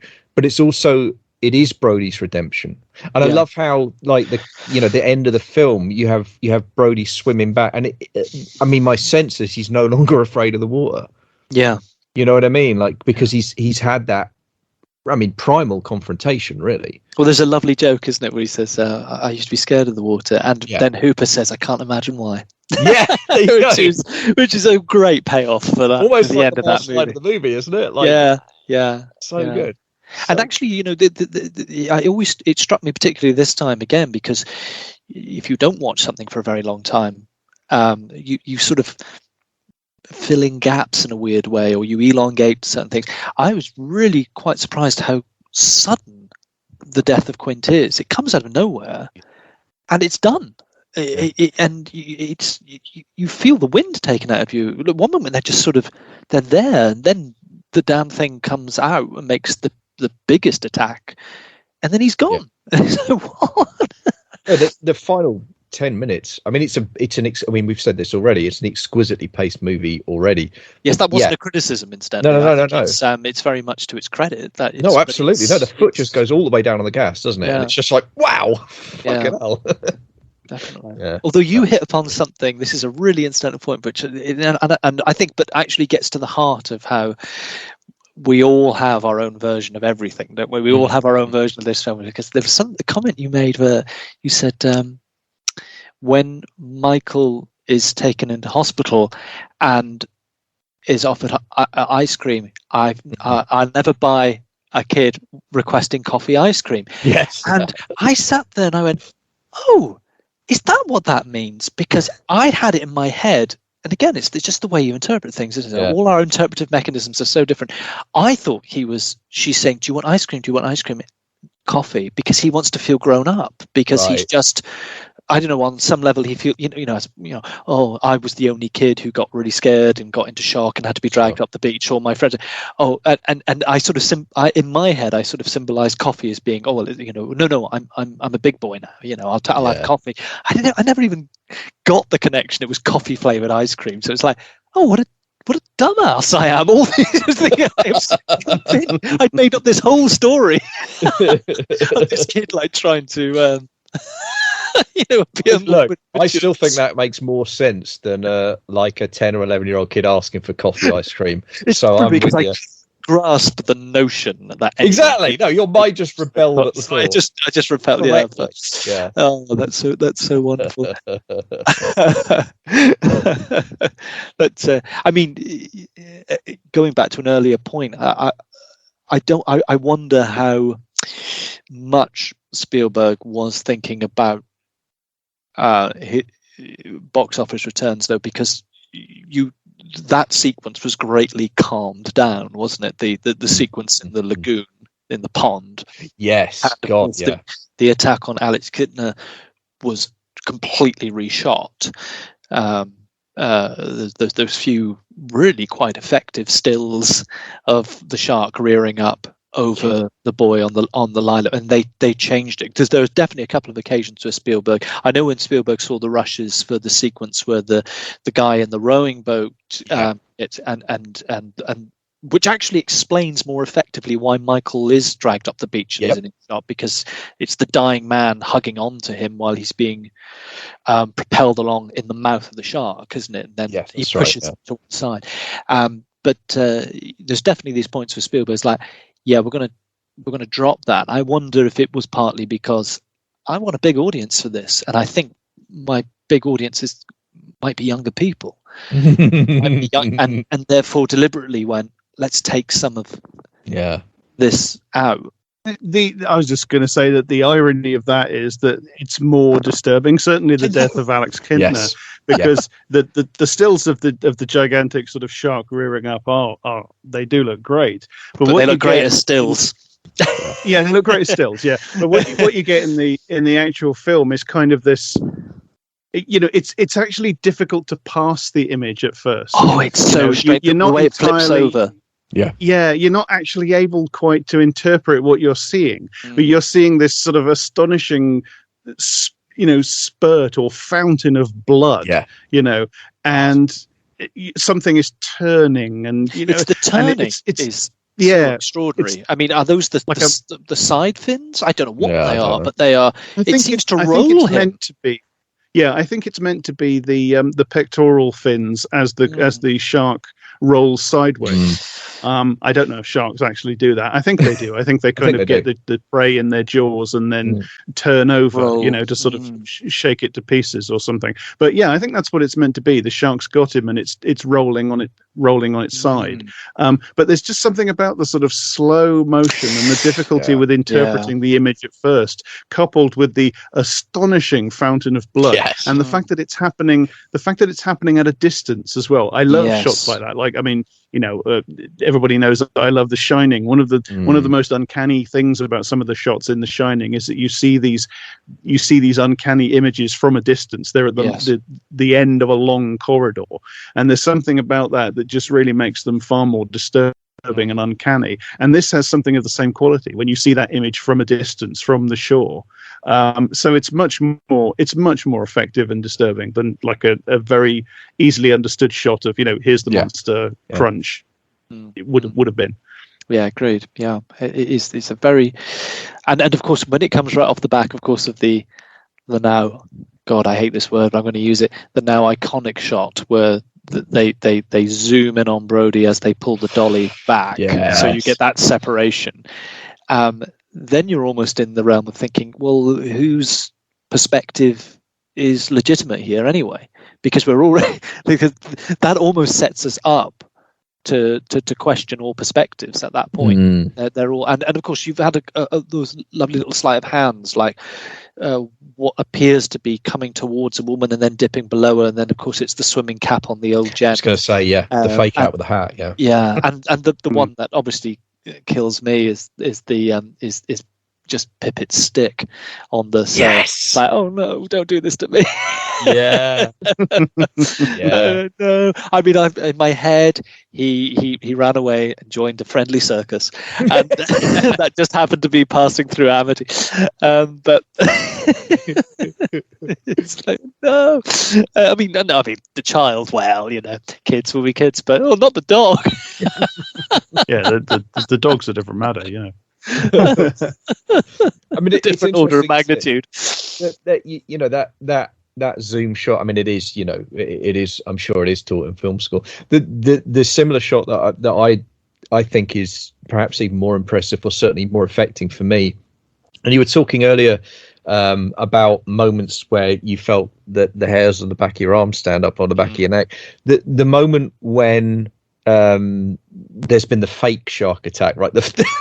Which I love, the kids with the fin. I mean, that is legitimately brilliant, because it's that thing about, like, again, I just feel like there's something very playful about that, given all of the behind the scenes shit with this fucking shark that doesn't work properly. The idea that the movie actually puts a couple of kids with snorkel gear and a rubber fin on like a wooden crate. I mean, it should be too much, but I think the beauty of that scene as well is he plays a kind of honest card, albeit somewhat subliminally, which is, Spielberg had this thing with John Williams, which was the shark will only appear when accompanied by that music. Right. And of course, the theme, the motif is not in that sequence. Right. And it's just a little subliminal tip-off that this is a red herring. Well, that and the fact that the fin is clearly close enough that the people would actually be they feel the side. I mean, like, if you're thinking about it, but you're not thinking about it, and neither are they, and that's the beauty. You're already in the absolutely. It's a very honest bit of deception in that sense. I think that's really good. But it's the moment immediately after that when that's just happened, and then you get the woman yelling out that the shark's going into the pond, right? And it's Brody, and Ellen just says, Michael's in the pond. And it's the shot when he's walking and he just speeds up.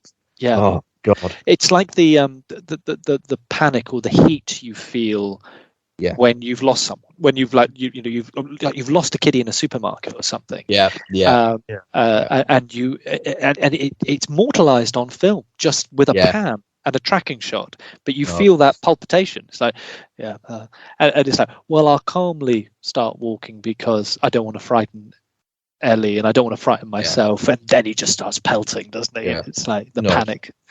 Absolutely extraordinary. And then again, the scene of the death in the pond, which we were talking about earlier, and I think I have seen the kind of, I think the raw footage is out there, right, of the guys, the rower stuck in the shark, and it's just too much. It's just too much.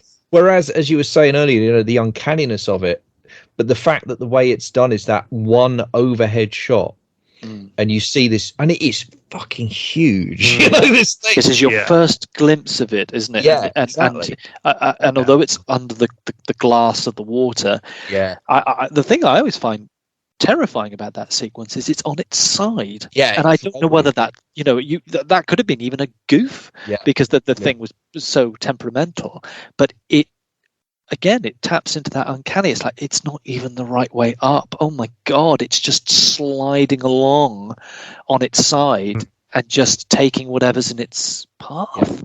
That's really terrifying. And again, it's like the alien thing in Ridley Scott. I mean, this primal fear of being in the food chain again. Yes, that's right. Yeah. God, it's terrifying. It's funny. I was about to raise Alien because one of the interesting things about they few years ago they released a director's cut because Ridley Scott, presumably under commercial pressures, had decided, actually no, I think it would be a good idea to have the cocoon sequence in after all. And so he released the cut with the cocoons and various other little bits are different for no reason at all. But basically it's a cut with the cocoon sequence back in, right? The famous cut sequence where as she's running around at the end, Ripley stumbles upon the bodies of Dallas and Brett that have been stowed away, and they're in the process of becoming cocooned, and they're in the process of becoming more alien eggs, and that was cut from the original theatrical release, and it became this legendary thing, the cut sequence, the cocoon sequence, and I hate it. It's because it explains where Dallas and Brett went, and it's far more powerful in the theatrical cut. Ridley Scott was right first time. It does disrupt the pacing at the end, and secondly, it makes the whole experience less disturbing and less uncanny because because in the movie Dallas and Brett just disappear, and you don't even see them being killed. No, and it is far more effective. But then it's that point. And you're like, what the fuck is it done with them? There's this over-explaining things, and partly it's because we've moved on to outside of what used to be the old art movies, because they pretty much don't exist in the same ways they used to exist. This idea of you can have an extra reel of film. Well, because we're all on digital now anyway. This thing about being limited by reels of film. Yeah. And actually, to be honest, very rarely, if ever, have I seen a theatrical cut which is inferior to a later director's cut. I mean, these director's cuts are touted as being definitive versions. Very often the theatrical cut is better. Another example I would give would be The Wicker Man. The theatrical cut is the one to watch. I still think it's better than the sort of cobbled together extended version, where we get just a little bit too much context about Edward Woodward's character and his initial arrival. No, just the unsettling thing about Wicker Man is we just start with him arriving. I think I do agree with that. There is some great stuff in the extended edition, but I think I agree with you on the whole. Yeah. My tendency is I will watch director's cuts as curios, but I think it's the problem with Aliens. Even its theatrical cut is it over explains the xenomorph. Yeah, and of course it makes too tight an analog with something that we already know as being earthly insect life, and it's like, no, this is why we have the potency of Alien is in those bits where we just can't fathom. I mean, I also think what Alien and Jaws have in common is I think there's a kind of virtue and necessity where famously in Jaws, but I think to a certain degree perhaps at Alien as well, like the technology wasn't really quite there to realize the monster in the way that the filmmakers might have dreamed of in their ideal kind of, in their heads, what they might have wanted to do. And therefore they are forced to pull every single trick in the book that they have to sell the creature, to sell the monster. And of course, famously in Jaws, the way it works is you don't fucking see the shark. I mean, the bastard's just not in the first half of the movie, right? Yeah.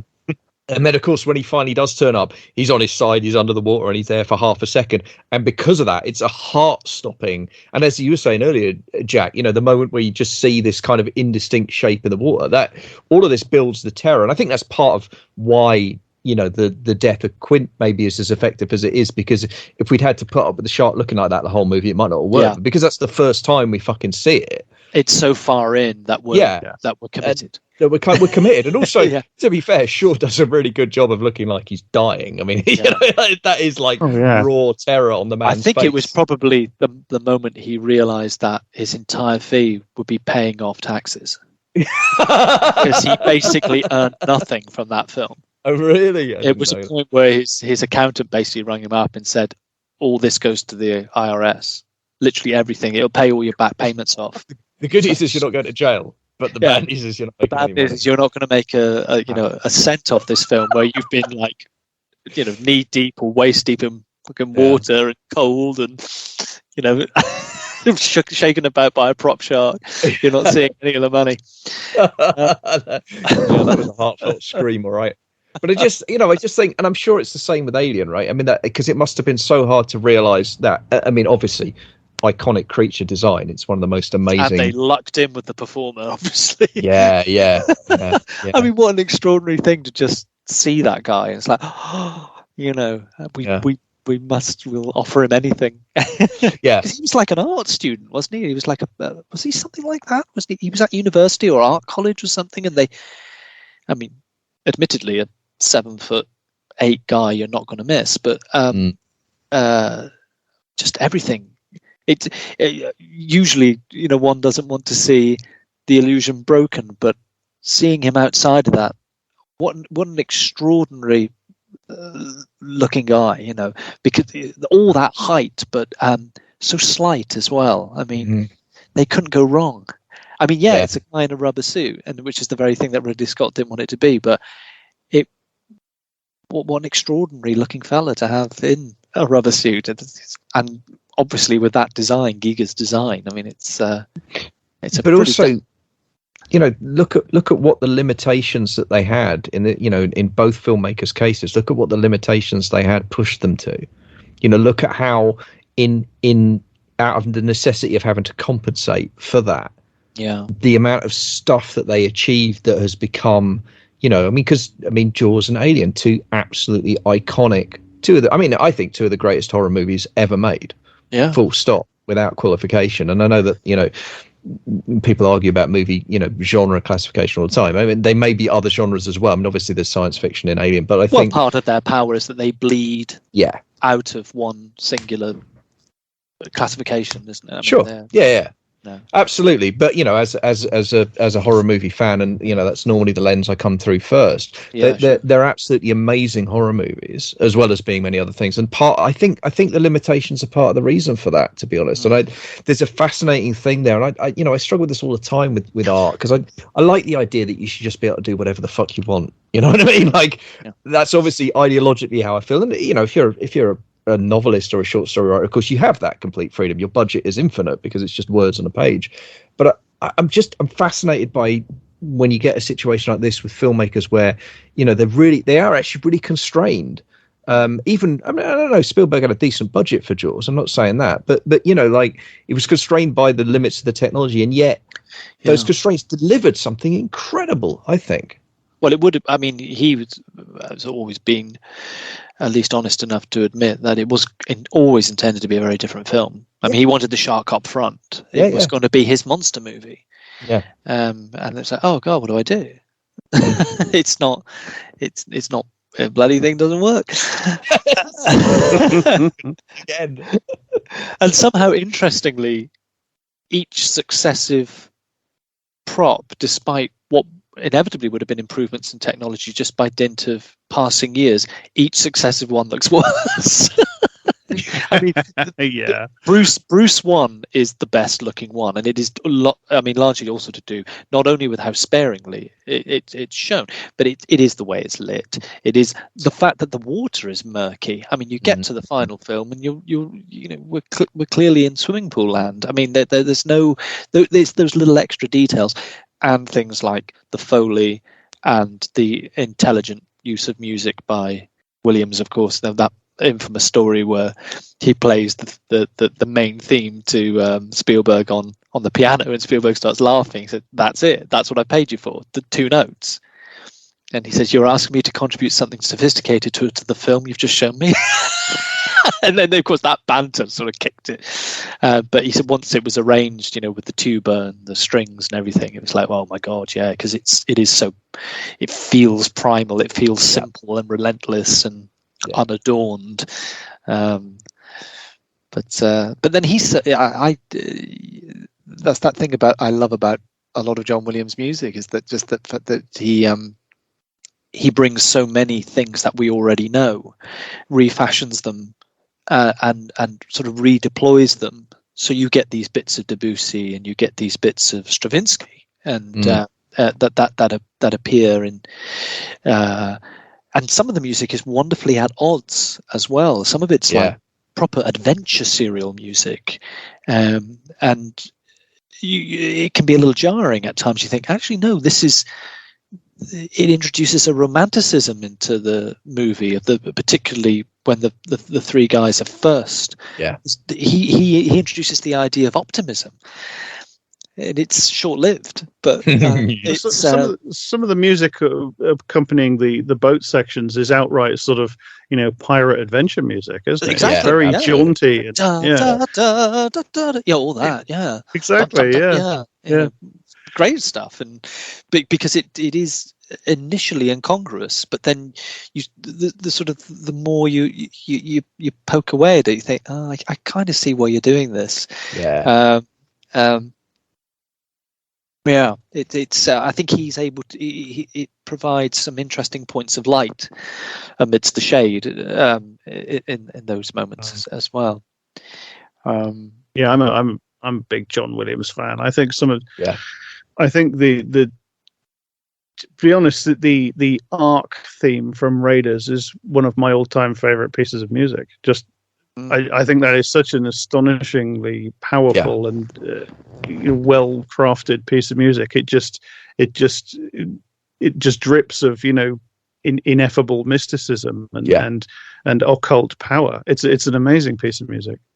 No, I agree, and I mean, I think as we've discussed before, perhaps slightly too much length. I mean, his theme for JFK as well, I think. Nixon, one of the all-time greats. Amazing score. But this is where I think again it is so. And funnily enough, I think one of his greatest scores is, regardless of the quality of the film as a whole, one of his greatest scores is Phantom Menace. Absolutely, I agree. Some of the music for Phantom Menace is astonishing. It's astonishing music. No, the when you think he had to do something that was both familiar and also be able to take it on. But this is, I think, something again. It's a shame. It's almost like it's slightly wasted. It's in the wrong place. But his score for Jaws 2 is incredible. I mean, in some ways, his score for Jaws 2 is better than his score for Jaws.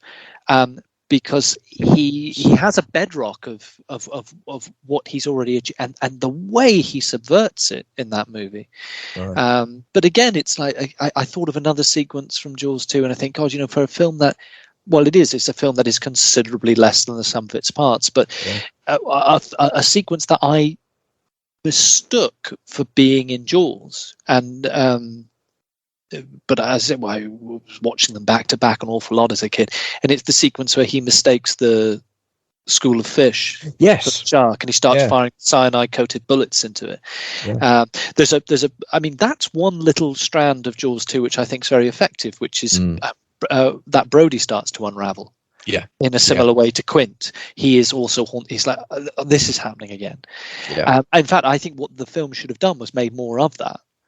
It was going to do an Amity-based sequel, which, as Jack said, I mean, what can you do? The shark comes back. Make it about the psychological impact that has on Brody. They get so far with it, but then he sort of drops out of the narrative, largely because Scheider was contracted to do it and tried to get out of it by hook or by crook, and just right. It was very much a contractual obligation job for Scheider. Yeah, and obviously by that point Shaw was dead, and Dreyfuss was like, "I'm out of here."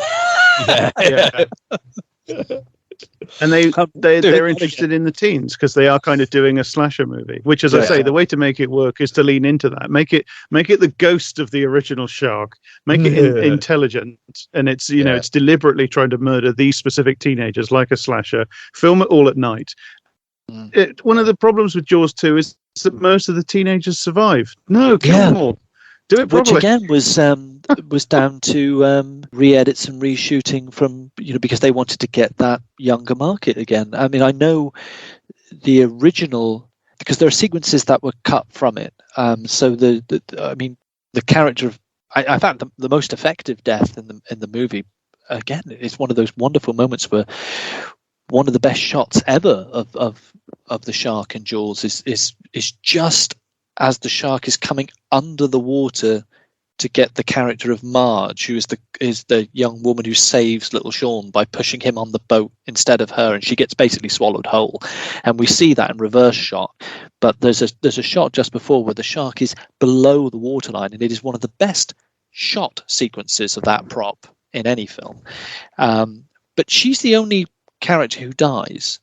But in the original cut, one of I think there's two other of the boys, the young guys, are killed.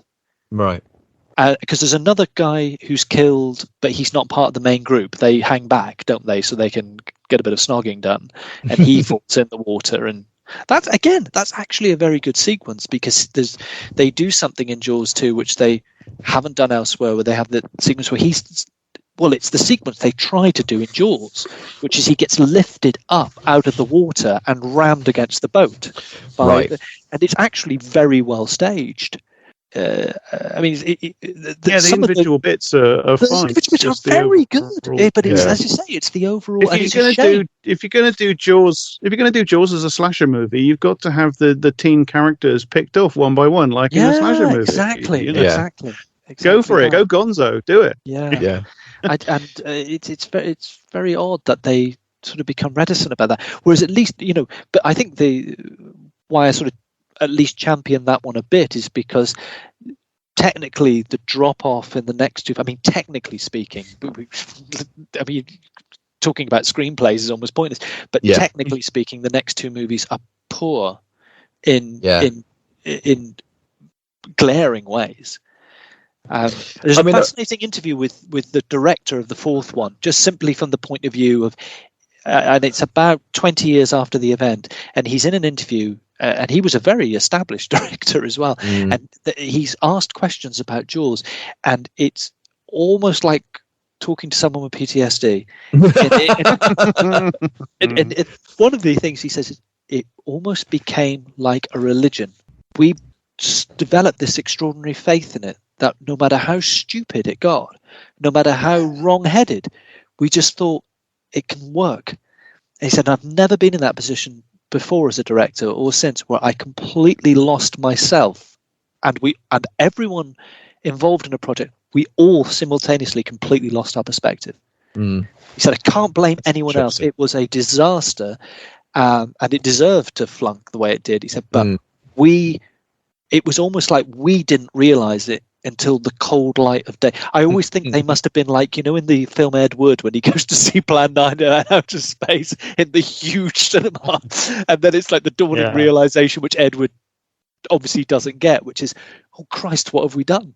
And it's a fascinating interview, because you can see, the guy's almost sweating as he's remembering. And he said, you should have heard some of the things we only took out at the last minute. He said we had this whole idea that it was like a voodoo revenge on the Brodies, and that the shark was literally a supernatural thing conjured by a voodoo priest.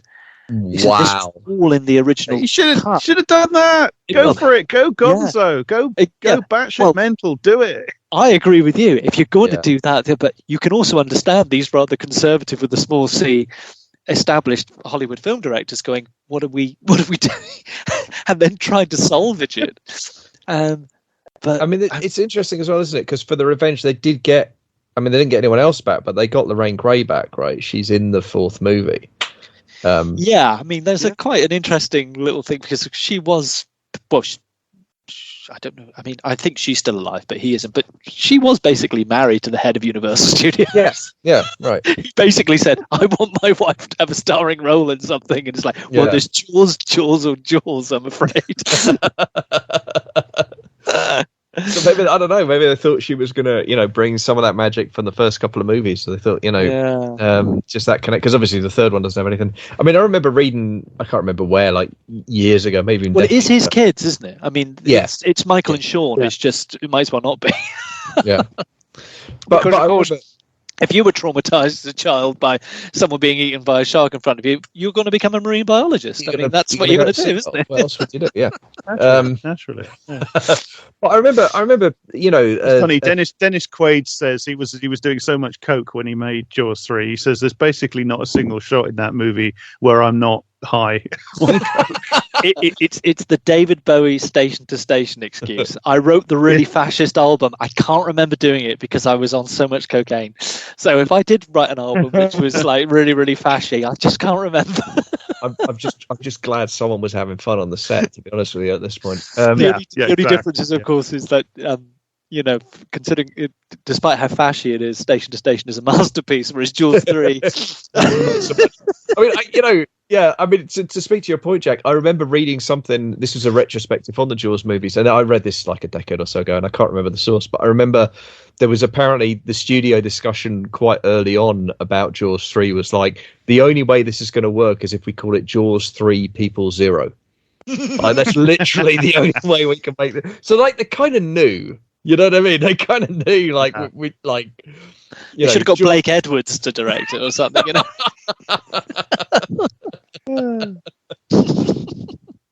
It is so funny, isn't it? It's so funny because, like, I mean, Jaws was the first, arguably was the first blockbuster. And on that subject, by the way, it's worth bearing in mind that one of the things that's interesting about it was they spent, I think at the time, it was actually a record amount of money on the TV spots marketing the movie in the kind of week before it came out.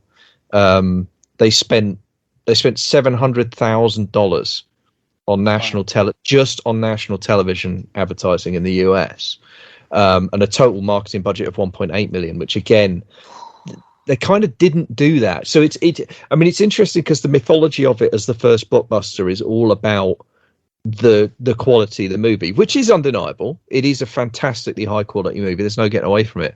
But I think it's really interesting to think about. It was actually also effectively the pilot for a marketing model that is now completely ubiquitous, right? This isn't just how blockbusters are made anymore. This is how they're marketed, right? This is the amount of money that's spent. A necessity, because of course, a lot of the pre-release rumors were this film's a disaster. Right, and it's so over budget, it's so overrun, and and because it had been in the press so often in the negative, you had journalists, referring to it as bores and things like that. So it was like being written off before it was even out. So you can imagine that they understandably cleaved off so much of that budget and gone, we've got to go into overdrive and get people into the theatres but as you said, as the offshoot of that is it then sets up an entirely different way to market movies. It's like, what? And it's still, I mean, that what I find interesting about it is in a field where, in a area where there's, you think about, there are ways in which cinema obviously is almost forced to innovate by necessity. It is because it is, I mean, amongst other things, but it is a medium of spectacle. And if you're going to keep trying to give people something they've never seen before, that's going to necessitate you trying to push the boundaries in all kinds of ways. But it's fascinating to me that here we are in 1975, and I don't really think, for summer blockbusters, I don't really think the business model's changed. Not fundamentally, no. No. that's kind of, it's really interesting to me. And it obviously it's interesting to me with my politics, looking at a movie that has such pointed things to say about capitalism, is also one that set a model for capitalist movie making that has become the standard. It's just, that's how blockbusters work now. But that interesting dialectic again, isn't it? Because you have this, it's gnawing away at some of the obvious, as we said, some of the obvious horrors of capitalism, whereby good people work against their own self-interest, or good people do bad things because they're worried about staying alive financially. But then, of course, this isn't. It ends with an act of rugged individualism. The status quo is somewhat restored by the end. It is the individual who overcomes, and alone. The only thing that stops a bad shark with an appetite is a good man with a gun. Exactly. Cop with a gun, moreover, yeah. Good cop with a gun, yeah. Good cop, yeah. Oh, that's hard enough to understand. But you were saying earlier about these little things like the way the Kidner boy attack is shot, and then the situation with the line, and these slight ambiguities. One of my favorite little ambiguous, and I don't know if it's accidental, I don't know if it's intentional, but quite early on in the movie, when the Hendrix is blowing on his whistle because he's found the remains of Chrissy, and Brody and the boyfriend who was drunk, who, as I said, looks exactly like a kind of mutant hybrid of Shaggy and Freddy from Where Are You? I don't know how that they possibly cast that guy. He's like the bastard child. But there's the way the shot is, and I can't believe it was unintentional, because even at this formative period, Spielberg obviously has a talent in this area, just a little. But Brody and the guy, Tom, is he called? They pelt up the beach. Yeah. Brody stops him because he's seen the remains of Chrissy, but the guy just keeps looking around as though he can't see anything. And he's actually on the same spot. He's on the same mark as Brody. And you think, I was watching it, why is it he can't see it? Is this sort of tapping into this idea that all the islanders are blind to this thing, or what? But he's absolutely on the same. He can't fail to see what's funny. But the actor has obviously been directed to be looking around as if, well, what am I looking at? Yeah. What am I looking at? And it's just a little moment that's just sort of, again, left to hang there. It's a strange little sequence. You think, well, he obviously must be able to. Oh, okay, all right. And it's just one of those films where I just feel like it doesn't feel like there's a single wasted shot in the film, does it? It doesn't feel like there's a single wasted direction. It doesn't feel like everything feels like it has a purpose. Oh, and then there's the wonderful serendipity. We're talking about purpose. Well, obviously God's purpose comes into it as well, because it's the wonderful serendipity of the shooting star. Not the second one, obviously, which they put in, but the one behind Brody, which they caught accidentally. They shouldn't have put the second one in. It's like because it's clearly a rather sort of juddery effect when they do it over the image of the orca in long shot. But they just catch it, don't they? When Brody's there with his revolver, just goes down behind him. You think, wow, that's what a thing to capture. But I agree. Yeah, it's neither a shot nor a line wasted, is it? No, absolutely. And I just, I that was the thing that really impressed me, I think, this time through, coming back to it. And again, a movie I've seen a lot of times, but not for a few years at least. And obviously it's a delight to watch it with someone watching it for the first time too. There's obviously a pleasure. I can imagine. Yeah. And as I say, passing on that generational trauma is obviously, that's what we do. That's what parents are for. Absolutely. It is interesting, because I don't know, I get a slight thing sometimes of, although I am a great rewatcher and I am a great rereader, because I still hang on to this idea that I'm going to, it's going to be a different vantage point. I'm going to definitely experience it in a different way. But there are certain things which I sit down and I was slightly itchy and edgy about watching this again, because I was like, oh God, this is so important in my memory. I hope this, and of course I was like, oh no, it's still wonderful. And there are a few things out there like that. I don't know whether that's just me or where you get that slight anxiety about watching something that you. I think it is age. I mean, I remember revisit. I mean, not. I mean, my age as well, but I think the age of the artifact is part of the concern. I know that when I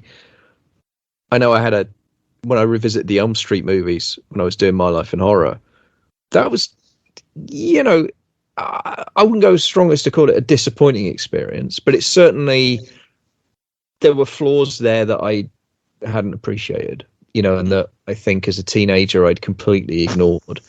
And it was a bit of a kind of, it was just a little bit of a downer going back to them being like, okay, yeah, they're good, but So I think there is that. I understand that fear. And I think for me, I mean, obviously with My Life in Horror, I had to do that a few times. And I think what I observed was, like, the further back I had to go, the higher the risk factor was with it feeling, I mean, dated, I guess, for want of a better way of putting it.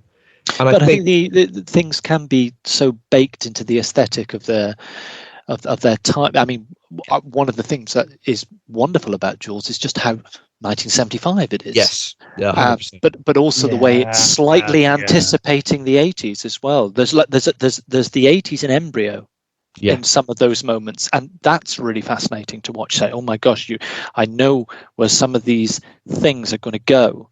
In simple things like fashions and so on, not necessarily anything too complicated, but I think if something, as long I'm never too bothered by the dated. I don't know. I think if something has a strong enough aesthetic identity, I never get blindsided by that. But no, I agree. Kind of dated. I think there's if you feel maybe that doesn't run quite as true as I remember. It's a difficult thing. It's very hard to articulate, actually. But I know what you mean, because I saw those again in 2018 after the Nightmares. The first four, I watched the first four, right, and I hadn't seen them, in years and years and years and years and years. I know what you mean. It was just like, in some ways it's like, oh yeah, this is great. And some ways like, oh, this is, oh, that didn't work as remember. But it's not like an effects fail or anything like that. No. It's harder to explain. It's a couple of things just didn't quite have the same potency as they did when, But then I think the thing with the Nightmare, they are such a great premise.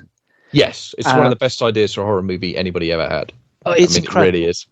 But it's just, I feel like I could see how this might have been done more effectively. I just feel like they never quite made a great one. They made 4 or 5 good ones. I do think they're good, but then they never quite made a great one, in my mind. And that's the frustration going back. Or that was the frustration for me going back.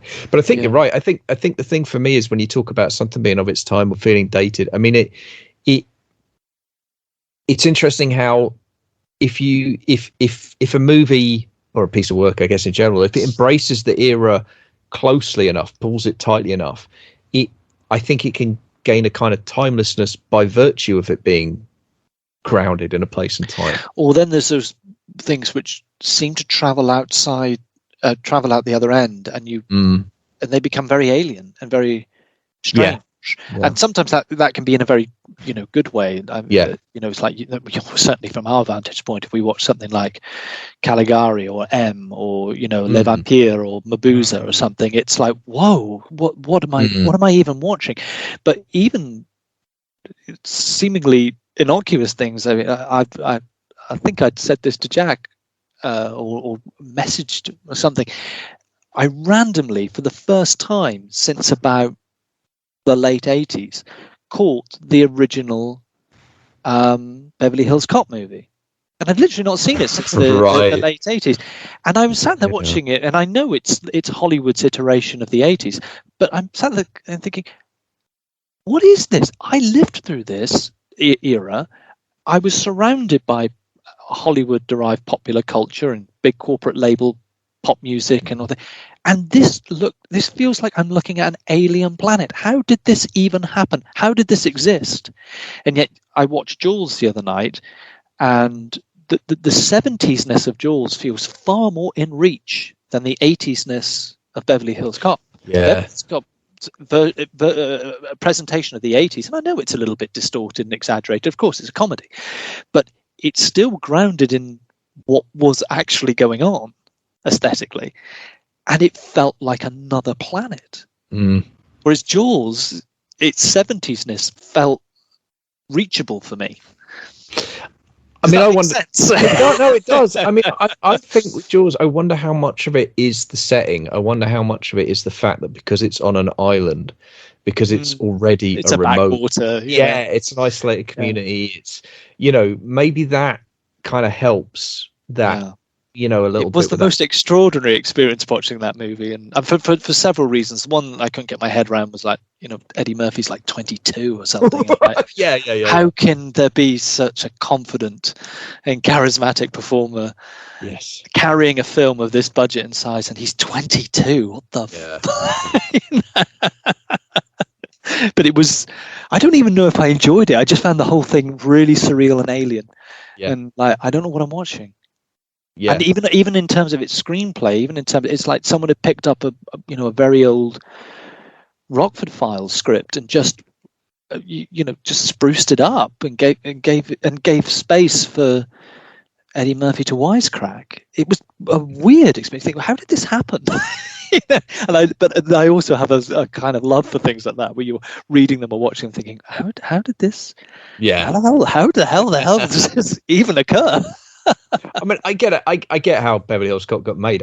My mystification is, how was this, massive box office? That's the bit that I find confusing. It seems how is this a minor film when you're watching it? It's just like a minor 80s comedy action, and it was massive, phenomenal success. Yeah.